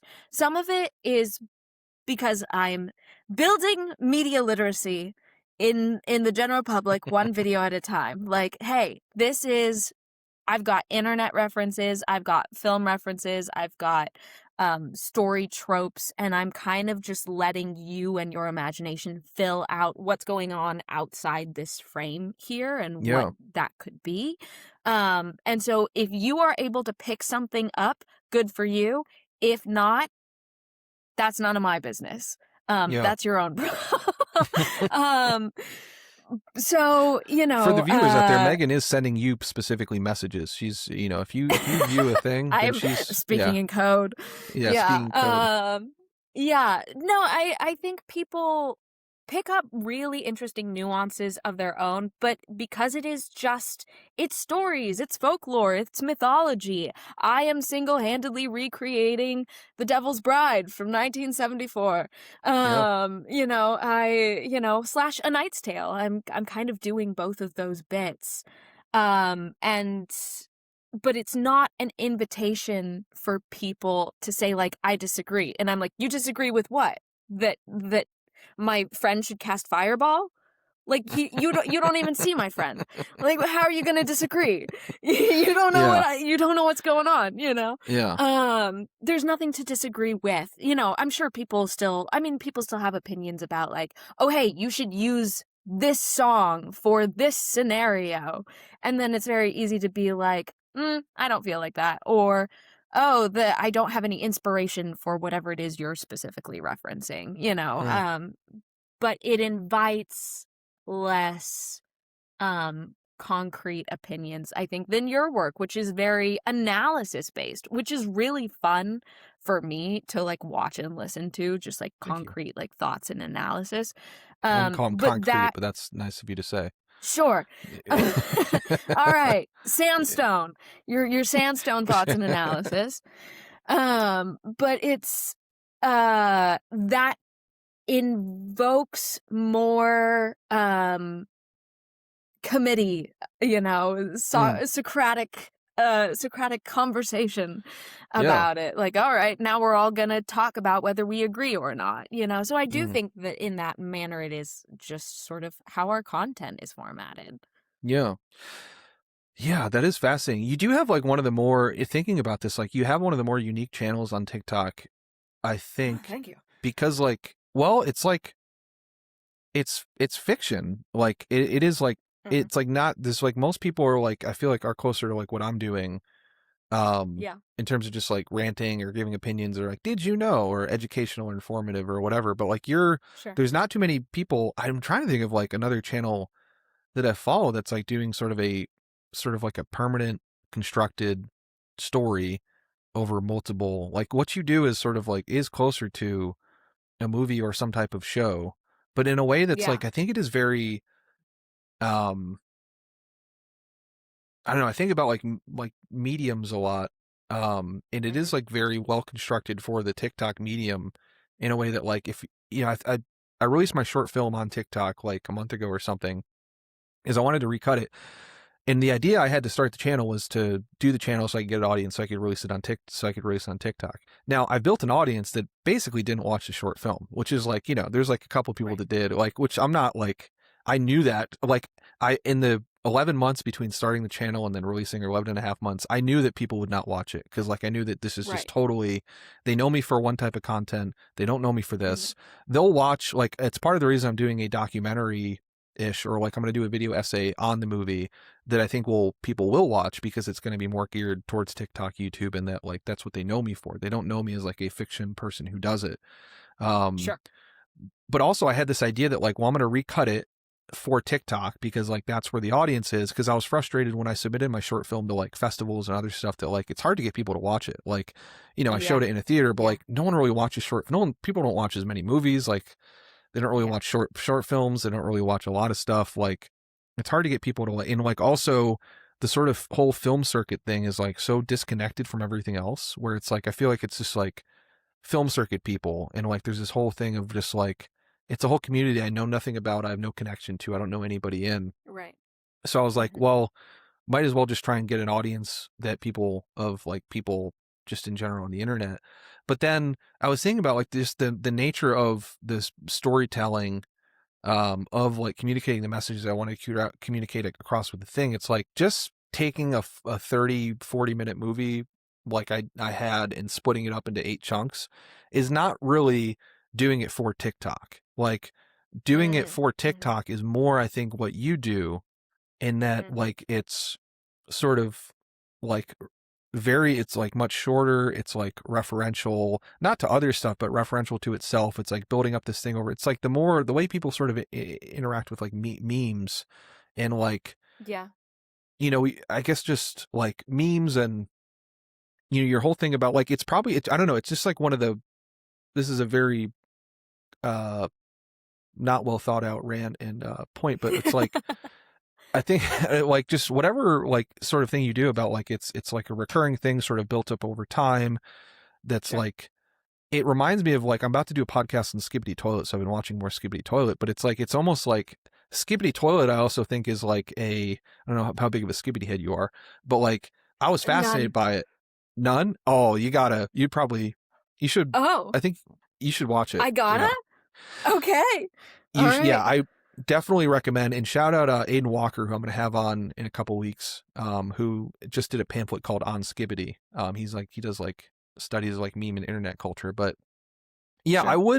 I would, because like the way it evolves is also kind of, especially if you read the comments, like it started off as just sort of this guy was memeing with like Half-Life 2 stuff, but then like as it evolved, it like the community started like also to being like day 2, like you know, the toy, it's like it evolved into like this like postmodern like weird like post-apocalyptic battle of like toilet heads coming out of like these heads coming out of a toilet versus like camera guys. And it's so hard to even put this into words, but like it starts to like, it becomes like a real narrative, but it's like developed over in like these sort of 15, 20, 30-second chunks. And it's like very collective community storytelling. collective storytelling, and it's like they're participating in it. It's also like you'd see people in the comments discussing the art. This is like one of the fascinating things. I've seen comments in the Skibbity Toilet about like people trying, when you said about media literacy, people trying to like discuss what it means and like what they think the future of the thing is. I've seen like better discussion there than I have like coming out of like art films, where it's like, oh yeah, I love the movie, or you know, that was a good movie. But the comments of the Skibbity section were like, oh, this is like talking about our place in society, and the toilets are representing like us just trying to like live, or like all these other things. So yeah, I would say like your stuff in that, like you don't really see too many like recurring fictional stuff on TikTok in a way that like, yeah, could do it as a medium. So it's fascinating that you've developed that, I guess. I don't know. Well, there definitely are some people out there who like deserve their kudos in terms of people who do overarching like skits and storylines. There are people who play several different characters, and they're editing and they're cutting in between, and they have sort of little costume changes, and they have, I mean, they have laugh tracks and soundtracks, and some people are putting in really a lot of work into it. And then I think the queen of kind of TikTok storytelling is Brooklyn Coffee Shop, which her work, have you seen like No, Another Brooklyn Coffee Shop, I think is what it's called? no, not at all. She has built this coffee shop set, I think in her apartment. And she has guest stars kind of come in as if they are people trying to purchase coffee in this coffee shop. And she's doing these very sort of tongue-in-cheek skits about what it's like to be kind of a young person in Brooklyn, and sort of the problems that they interact with in sort of pop culture, and and politics and whatnot, and in these just very contained one shot, she's the barista at this coffee shop, and there's somebody coming in, wanting to try to attempt to purchase a coffee from this coffee shop, and the production value is incredible, and the way that she's doing storytelling, I think, is unmatched, like specifically for TikTok. So there are definitely people like that out there, and it's really interesting to see the way that people right now are sort of looking towards more integrative and collaborative storytelling that comes from the audience as much as it does the creator. It's really cool to see sort of the way that I think indie film and the arts are kind of moving that way. Right now, it's really cool on TikTok. I think it's going to end up kind of being more of something we see overall in terms of art. I mean, I'm seeing that in how big Dungeons and Dragons and TTRPG has gotten over the past decade or so, where it's gotten very mainstream. There's entire TV shows like the Mighty Nine and Critical Role and Dimension 20 and Game Changers as a world building, like that's all produced here in LA, and there's massive audiences for it, and it's like you would not have seen Dungeons and Dragons campaigns have a massive audience not that long ago, but now here we are with this sort of collaborative storytelling as a venue that we all accept and are looking for. Yeah. That's it is like it's something I think about a lot, especially with I made a video. I don't want to critique the creator again, but they were talking about how like authors shouldn't like respond to comments. It was an author who became an influencer, who I can't remember her name, but like she's like got into this drama over I think well, the creator was Elise Myers, who I didn't know before the thing, but like she had gotten into this drama of like she had written a book and then she had like commented, I thought it was mild, about like someone who didn't like the book, but then other people started criticizing about like, we don't go into reader spaces and like this or that, the other thing. But they're like, a lot of people commented like she is used to sort of, she came up as an influencer where there is more of the bi-directional thing. I got mad at the people who were criticizing her because like, I do get that like you don't want to like set your fans on people, and like there were people who like came in and like, how dare you attack Elise Myers or like whatever to the person, when Elise Myers herself I think was just being very nice about it. That is always bad. You don't want to do that. But that's not necessarily her, and I think there's like ways that you can sort of not sanction that aspect of it. But I do think like the idea of like, I don't know, being an author is different than it was 30 years ago being a filmmaker is, and like I've seen, my point was I've seen authors that like just put out a book and never respond to engage with audiences.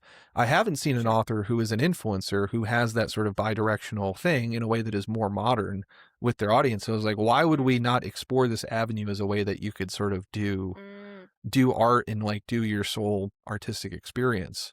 And so yeah, I don't know, there is like the whole thing along TTRPGs and everything. I think that leans into that.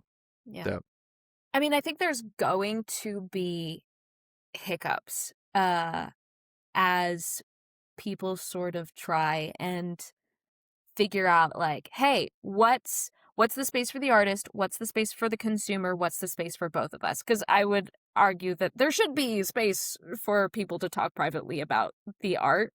Partially because like, oh, if you're critiquing me, I don't know necessarily.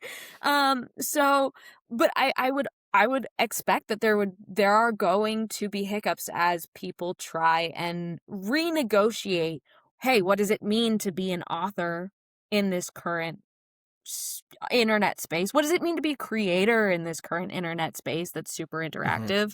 You know, a filmmaker, blah, blah, blah. So I'm not surprised that there are moments where people make hiccups, people get it wrong, people are trying to negotiate like, hey, where is the space for these different scenarios? So that's interesting. And I'm sure that we're going to have to continue to renegotiate as technology changes and also our opinions about how all that works changes.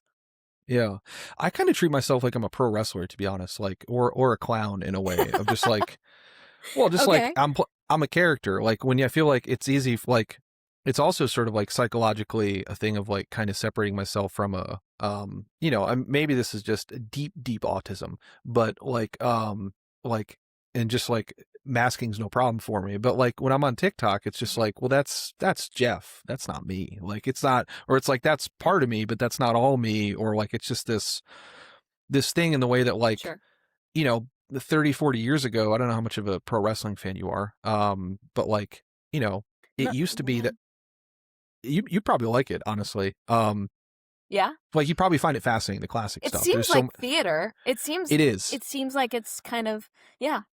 It is 100. I want to do a project where I show like theater background people pro wrestling, because like I'm not as big of a fan as like, but I grew up like watching some of it, and it is absolutely just theater in the round, like, and it's like a combination of improv and theater in the round with like, but it's like very melodramatic, over the top, and sort of like, I don't know, there's like a lot of but yeah, it's all, I actually got, when I took theater classes in college, I got kind of uh I don't know, there was like a weird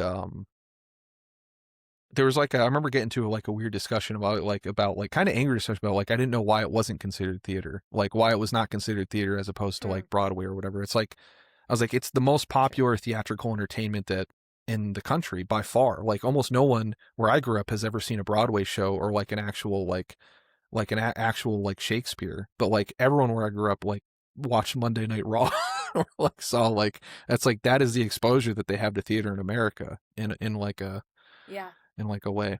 But there is like, there's this concept I think called that was called kayfabe, where before like modern era, it's interestingly, it's changed as everything else has gone more kayfabe, but like it used to be that a lot of people thought it was real, especially in the South, and like you didn't ever drop character in public. So like, even to the point of like all the good guys would stay at one hotel, all the bad guys would stay at one hotel. Like you were not allowed in your contract to be seen with the good guys versus the bad guys. So it was like your sort of soundtrack isekai thing. It was like, it's like inhabiting that character for months at a time, Yeah. going from town to town, like, and Yeah. you'd have feuds with other people in this universe in like a way that is very, very like, you're playing a part. They called it like the idea of sort of maintaining kayfabe, as they called it, like that you'd maintain the illusion that it was real, even to the point of like, there Right. used to be riots. There's a famous incident where they thought this guy like shout out, I think his name was Ox Baker. He had a finishing move called the heart punch, where he put the other guy's hand over the head and he would punch him in the heart, and that was supposed to like stop his heart, but like temporarily. But it was like such a like a Sure. like a dangerous move that like the crowd would get pissed off. And so when he went, I think it was Cleveland, he did it like 6 times at their hometown guy, to the point where, in like the guy like play acted like he was dead and everything. So the crowd thought that this guy who came into their town had killed their local wrestler, and so it literally caused like a riot, and like he had to be like escorted out by like the cops and everything. There's so many like great stories like that. Yeah, That is there's a lot of iconic. Wow. Andy Kaufman. I don't know if you know the comedian who was on Taxi.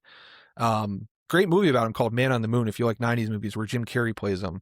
But he was on Taxi, and he was like this very like weird sort of comedian actor, but he loved professional wrestling, and he did a thing while he was on Taxi, which was like the most popular sitcom at the time. He did a thing where he started doing pro wrestling in the South. In pro wrestling in the South, they were like, at the time, they very much thought it was real. And so he actually like played this character where he would make videos and play him on Memphis Public Access TV, where he'd be like, Jerry Lawler, who was like the big Memphis wrestler, he'd be like, hey, Jerry Lawler, you want to wrestle me? You want to wrestle me Memphis style with all your dumb idiot hicks bound to, and he would like say, I'm from Hollywood, Mr. Lawler, I'm smart. And all like, and the people in Memphis got so mad at him that like he had to have like a police escort. And his whole thing actually was he would start wrestling women. Like he proclaimed himself the intergender world wrestling champion of the world, and he would have videos like with actresses or like comedian friends of his, where he would like very violently wrestle a woman and claim that like, you know, because he did that, then he could beat any man in the world. He's like, I've wrestled a woman that weighs 250 pounds, so I could beat any man that weighs 250 pounds. And he got so much heat to the point where like so much like anger that he actually him and Jerry Lawler did this illegal move, illegal under the, called a pile driver. And like, it was played out that like he broke Andy Kaufman's neck. Andy Kaufman for months, every time he was in public, just went around with a neck brace, even to the point on David Letterman. He went on the Letterman show and was like, with Jerry Lawler, was like, I'm going to sue Jerry Lawler. And Jerry Lawler like was like, you want to sue me? And he slapped him for real on TV. It was all like planned by them, but everyone basically thought it was like a real thing just because he maintained this illusion. It was just kind of fascinating that like we've totally gone away from that. Wrestling has, but like it's more of a thing. I feel like people on, TikTok, I look at people like even Jake Paul and a lot of the influencers. Like, I don't think Jake Paul is really like that. Maybe he is a little bit like that, but like he's definitely like sort of keeping a character up in a way of like a pro wrestling way. So yeah. I mean, it does seem like it's theater, it's stunt work.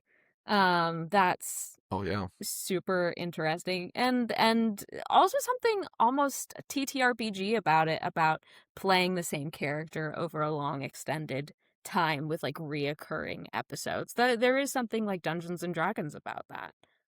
Yeah, absolutely.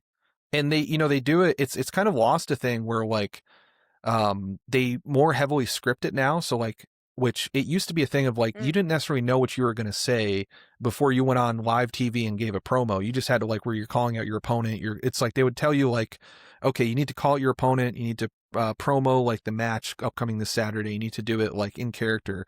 And so these guys would just have to do a lot of like character work and just get into it. It's so funny that that's kind of what a lot of Chaucer does in A Knight's Tale, is that sort of WWE sports announcer situation is what he brings to the art of jousting. Is he kind of brings that whole theatrical element into that movie. So it's so interesting to kind of see some of those parallels come all the way back around between that and then also the true like WWE wrestling, what's happening in real life. Yeah, I mean, even the idea, I mean, that's what they're doing in the movie, right? Is like they're having to construct Will Thatcher as this prince, and he's having to do that. He's playing a character. Yeah, and he also is doing that in real life everywhere he goes. I mean, one of the most interesting moments emotionally is when they are crowdsourcing that love letter to Jocelyn, because William has shown his entire ass, unfortunately, to Jocelyn, and now he has to apologize. And so then, everybody adds their love to this love letter, and it's beautiful. Like, that is community there. And then William goes to finish it, and he says, "Love, William." And Chaucer goes, "You mean Auric?" And William kind of has this moment of like, oh, that's right. I still have to be Auric, even in private, with the person that I like have feelings for. Yeah. It was really, I really liked that. The red-haired guy, especially like when it's like he's the sad one now, like that was like, it was a nice little moment for him to be like, give him just like an additional bit of depth of like he has this lost love. Also like slight bit of queer representation, I feel like too, with the I think it's Laura Frazier, because Mark Addy's like, he's like, talk about her breasts, like you gotta shout out her breasts, but then Laura Frazier's like, well, they're not, like their breasts aren't that good, which it's like I just sort of was like, oh, she's a connoisseur just like Mark Addy. They're bonding over their truly. appreciation of it. I mean, there's a line also, again, Mark Addy to Laura Frazier, where that sequence where Jocelyn's like, if you love me, you will lose this joust. And then she, after a certain period of time, she's like, okay, now you have to win the joust. And everybody's like, ah! They lose their entire minds. And Mark Addy, Roland is the character, and he's like, women or whatever. And Kate, the blacksmith, says, it is pretty romantic. And Roland has this moment where he's like, are you a blacksmith or are you a woman? Like, he's forgotten that she's a woman to an extent. Like, the men have kind of, they're just seeing her as a person. They aren't seeing her solely by her gender. And her response is like, sometimes I'm both. And it is this kind of like, hey, I am not defined by my gender. I have this experience outside of gender. There's kind of an indication of that, you know, like, hey, my identity is kind of a little bit outside of the gender spectrum, which is an interesting moment to have. Yeah, it's such a, I really liked her character. I ship them too. I ship her and Roland. I hope they, yeah. You know, I think she is queer representation. I think my hope is that she's queer representation, but that she's bi, so that her and Roland can have a nice thing, because they seem like they got along pretty well. Cute. That is cute. Yeah. Yeah, they're cute. Chaucer and Watt are like idiot for idiot. They're just like they're the perfect foils of fool for each other, and they balance each other in a weird way. They kind of there's, you know, Chaucer really tempers a lot of Watt's worst instincts, but they have a really fun, lovely time bantering back and forth with each other. Yeah, and I'm glad I like the pairing of Jocelyn and Will too, because I think they're very stupid and stupidly in love. Like, it's just two hunks. She's a lady hunk and he's a guy hunk, you know. Yeah. Truly. Good match there. Okay, here's a question for you. What did you think of Jocelyn's costuming? Because it is pretty out there for a medieval movie where everyone else is very much in period garb. She has a thing where I really liked her hair in the dance scene, because it was like very much like, it was like, I don't know how to describe it. Like, it was very 2001 coded, of like 2001, like she's in like an alt, like Counting Crows video or something. Like, maybe like Corn or something. Like, it was just very much like music video coded, her whole entire stuff at the time, which I just liked, honestly. It's like, it felt very much in the line of like, let's bring this into a modern line. I liked how they sort of just kind of went, they had a little bit more freedom rather than just like going straight 11th century with it. It gave her character a little bit more spunk, a very spunky character, I guess.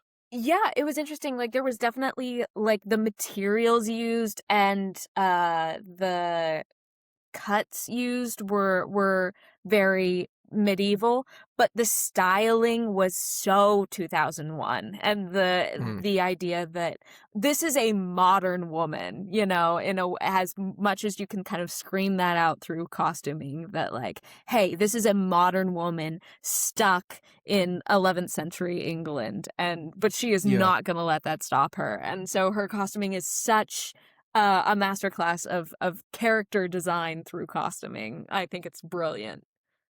Yeah, she did a lot with a lot with the character.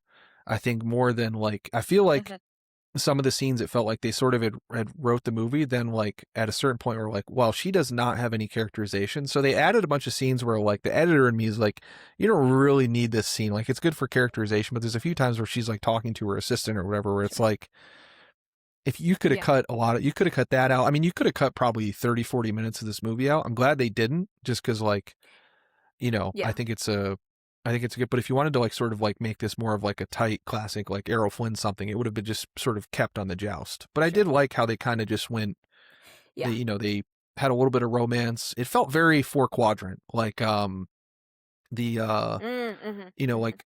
last, one of the last pods with Emma, we were talking about Stalag 17, which is like, it's a good movie, I thought, and Emma made the point that there's a little bit for everybody, and I think this movie has a little bit there's like a little bit of jousting for you know, if you're a Hollywood executive, you know, the Four Quadrant thing is like men over 25, women over 25, women under 25, men under 25, and it's like, I feel like you got a bit for everybody. You got like some of the classic rock, you got some of like the father-son stuff for the old guys, you got like the jousting for your sort of stereotypical teenage boy, you got like the romance for your stereotypical teenage girl of the time, and you got like, you know, a little bit of sort of the kind of classic. It felt very like 1940s, like the way her and Heath Ledger, like, it felt very like kind of screwball comedy, or like you got to do this, then you got to do that. Like, you know, just felt very, Yeah. very old school, charmingly old school in a way that I don't mind. You know, Yeah. as long as every movie's not like that, you know. Yeah, they did really they took the time with all of the merry men, as it were. They gave them all moments and fleshed them out in a way that I don't know that you would see in like a tight 90-minute film put out, Sure. you know, maybe today, 20 years later, or if they had just made a different choice to like make it like this is going to be a true 90, because it was 2 hours. Like, you're right, they could have cut that 30 somewhere, but giving those moments to each of the side characters, letting them develop, letting them feel real and lived in this world was so fun. Yeah, absolutely. And I'm glad they took the time to like, it also felt sort of like it felt like a good movie for like the high school English teachers out there who are like, all right, I'm going to show you it's going to be a little bit of Chaucer, but we're going to have fun with it. Like, you know, they gave like, but because they gave enough of like the Chaucer stuff, which I like. There's a line when we were talking about Excalibur. One of the reasons I love Excalibur and like it was mind blowing is like, there's a line in there where Arthur says like, he's sort of, speaking of like sort of knowing like what type of universe is in, somehow like it's only like a brief thing, but it kind of unlocked the movie for me, where it's like he says like, I'm not a character. He's like, I was a character that was, or I'm a person that was made to exist in people's memories. Like the character in the movie knows that he is a myth, and so like he knows he understands in some form that he's like, he exists more as a myth than as like a real 3-dimensional character, which makes the whole movie make so much more sense. And I love that. And I kind of thought they did a similar thing with Chaucer here, where it's like he kind of knows that he's like a poet or he's like a storyteller. He's the like, genre aware. you know, he is the GURDVANUS of this film. He is the one who knows that he is in a story. Yeah. Yeah, absolutely. Well, Megan, thank you so much for being on today. We always end with recommendations. Yeah, thank you for having me. So in terms of Okay. recommendations, I'm trying to think of, I'll do a few. I would Sure. say, I don't know if you ever seen Time Bandits. This would be for you specifically. You ever seen the original with Terry Ooh, Gilliam? okay. Time Bandits. I have seen that one go by in like photos and edits and stuff like that. I think there's a new show. But I haven't seen the never new show. watched I it. recommend it a lot. It was my favorite movie as a kid. It's six little people kidnap a kid in a map of the universe from God, and they go through time robbing people. And they're supposed to be representations of like all the Monty Python people, because it's directed by Monty Python people. So you would really like it. Oh my God. Yeah. It's incredible. It's tremendous. It was directed by the guy who did the animation for Monty Python, Terry Gilliam, and it's got the it's got John Cleese in it. It's got Michael Palin in it. So it's got a few of them in there. I think actually, speaking of Robin Hood, John Cleese plays a great Robin Hood. He plays like kind of a posh sort of like a King Charles-esque Robin Hood, where he's just like, he's also a rich guy, but he's surrounded by a bunch of like thugs, and it's just a very funny scene. Interesting. So Time Bandits, Blanche. Yeah, if you there's a whole bunch of like 70s I'm writing these down. I'll send you a note, so I think I hear you. You hear me typing. You hear me taking notes. I hear you taking. I'll make sure and send these to you. But definitely, like, yeah, Skibbity Toilet. Saragossa Manuscript is like a this very. I just did a podcast on that with this book interview guy I did, but it's a 3-hour long, very bizarre kind of fantasy, sort of set in like the 16th century Spain. But then honestly, like any Eastern, like if you have a like a fondness for anything in The King's Bride, there's a lot of other stuff, like, or if you like just the feeling of like sort of the old mythical stuff, there's one, The Savage Hunt of King Stock, I did a video on, also I think I don't know if it's a Deaf Crocodile release. I think it is. But it's a Belarusian movie from 1980 or something, but it's based on the same myth that, since we talk about video games, The Witcher: The Wild Hunt, it's like sort of telling the story of the Wild Hunt. So it's, but it's doing it in like a very like kind of horrifying mythological way that, that's really good. Yeah, I'm very interested in that. Yeah. Okay. So honestly, any 70s fantasy and then Time Bandits and 70s Eastern European, there's like such a rich like weird history there. Jan Svankmajer, the Golden Hmm. Fern, all this Hourglass Sanatorium. Crazy. Yeah. Yeah. What do you got? If I like this. Okay. So for needle drops specifically, if you're Okay. looking for some good needle drops in film, um, Oh Brother, Where Art Thou? Have you seen that one? Yeah, absolutely. Yeah. Love that. Okay, international, if you're looking for international musicals, Bollywood is such a hidden gem for international musicals and the stuff that they do. My favorite Bollywood film of all time is called Lagan. Have you ever seen this film? No. No, not at all. Okay, let me see if I can get this. Have you watched much Bollywood at all?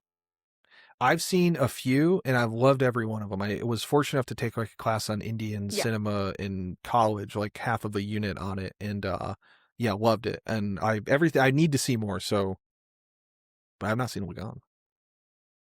So Bollywood is, if I can get, or the Lagan specifically, if I can get all the genres of this film, it is a historical fiction sports romance musical. It is Sick. set during the British occupation of India, and it is this time period where there's been a drought over the whole region, and this small village goes to the local British sort of overseers, and they're like, hey, they make a deal that if they can beat the British at a game of cricket, that they won't pay the Lagan the tax for the year because their fields are so dry. And so then it's this like local village trying to learn cricket well enough to literally beat the British at their own game. It's so good. That sounds so good. That sounds so good. It's fantastic. One of my favorite films of all time. Yeah. In terms of medieval movies, my favorite Robin Hood of all time. This is the Robin Hood I grew up watching because it's the Robin Hood my dad grew up watching. It is the 1952 Disney's live action Robin Hood, not the animated one with the fox, the one with Richard Todd. Have you ever seen this version of Robin Hood? I have not. I think you brought up that we might have done the episode on that, but yeah, I'd love to watch that. I think I've only seen the Errol one Flynn of my one. options.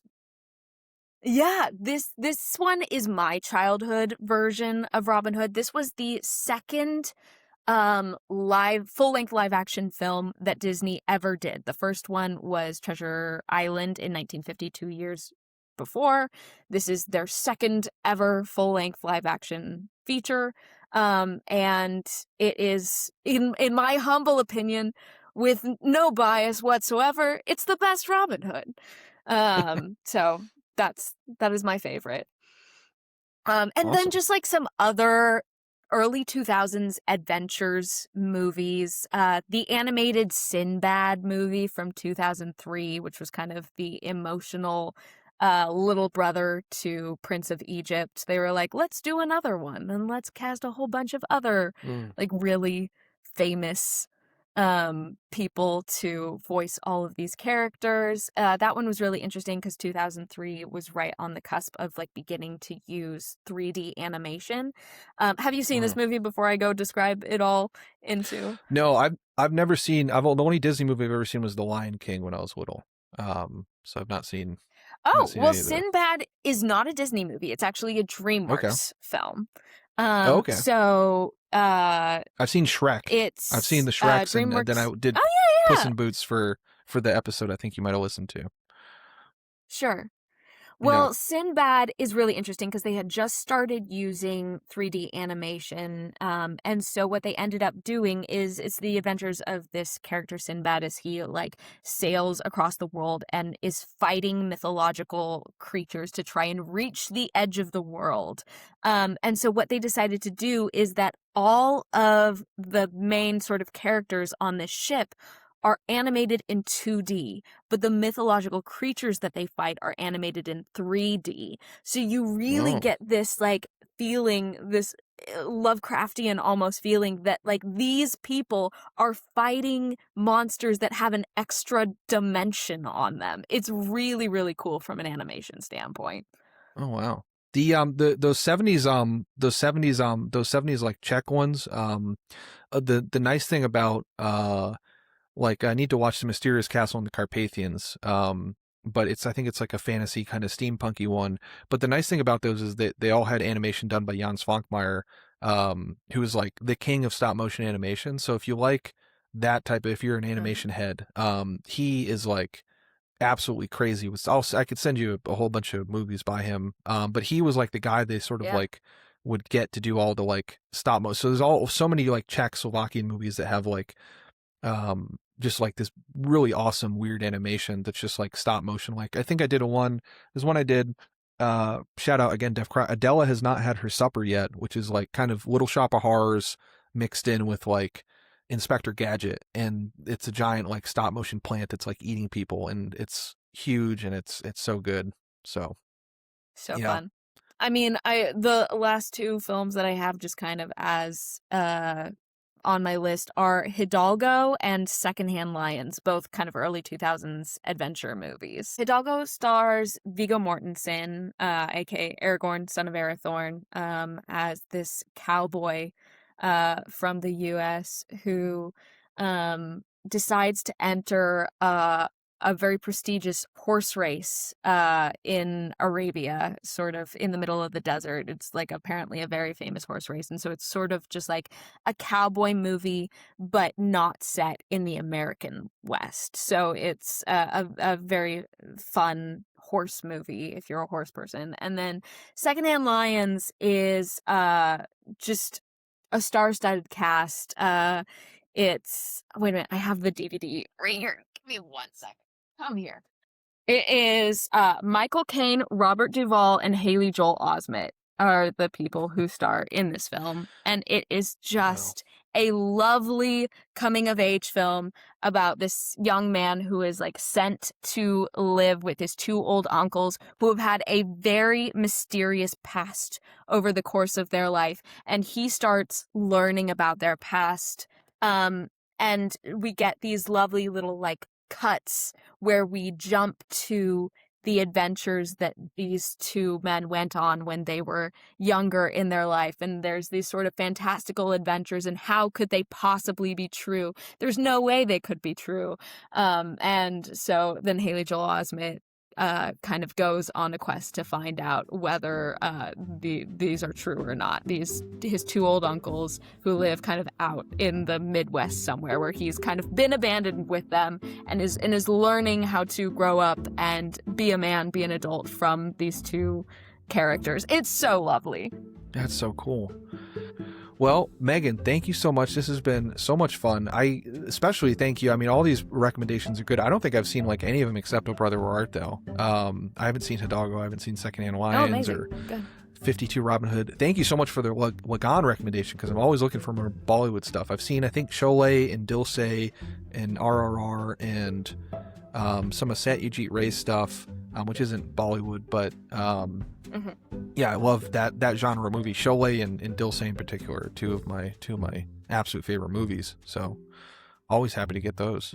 But yeah, sounds like we have a couple more episodes we could do. Sounds like. Yeah. All right. Well, thank you so much, and have a good day, everyone.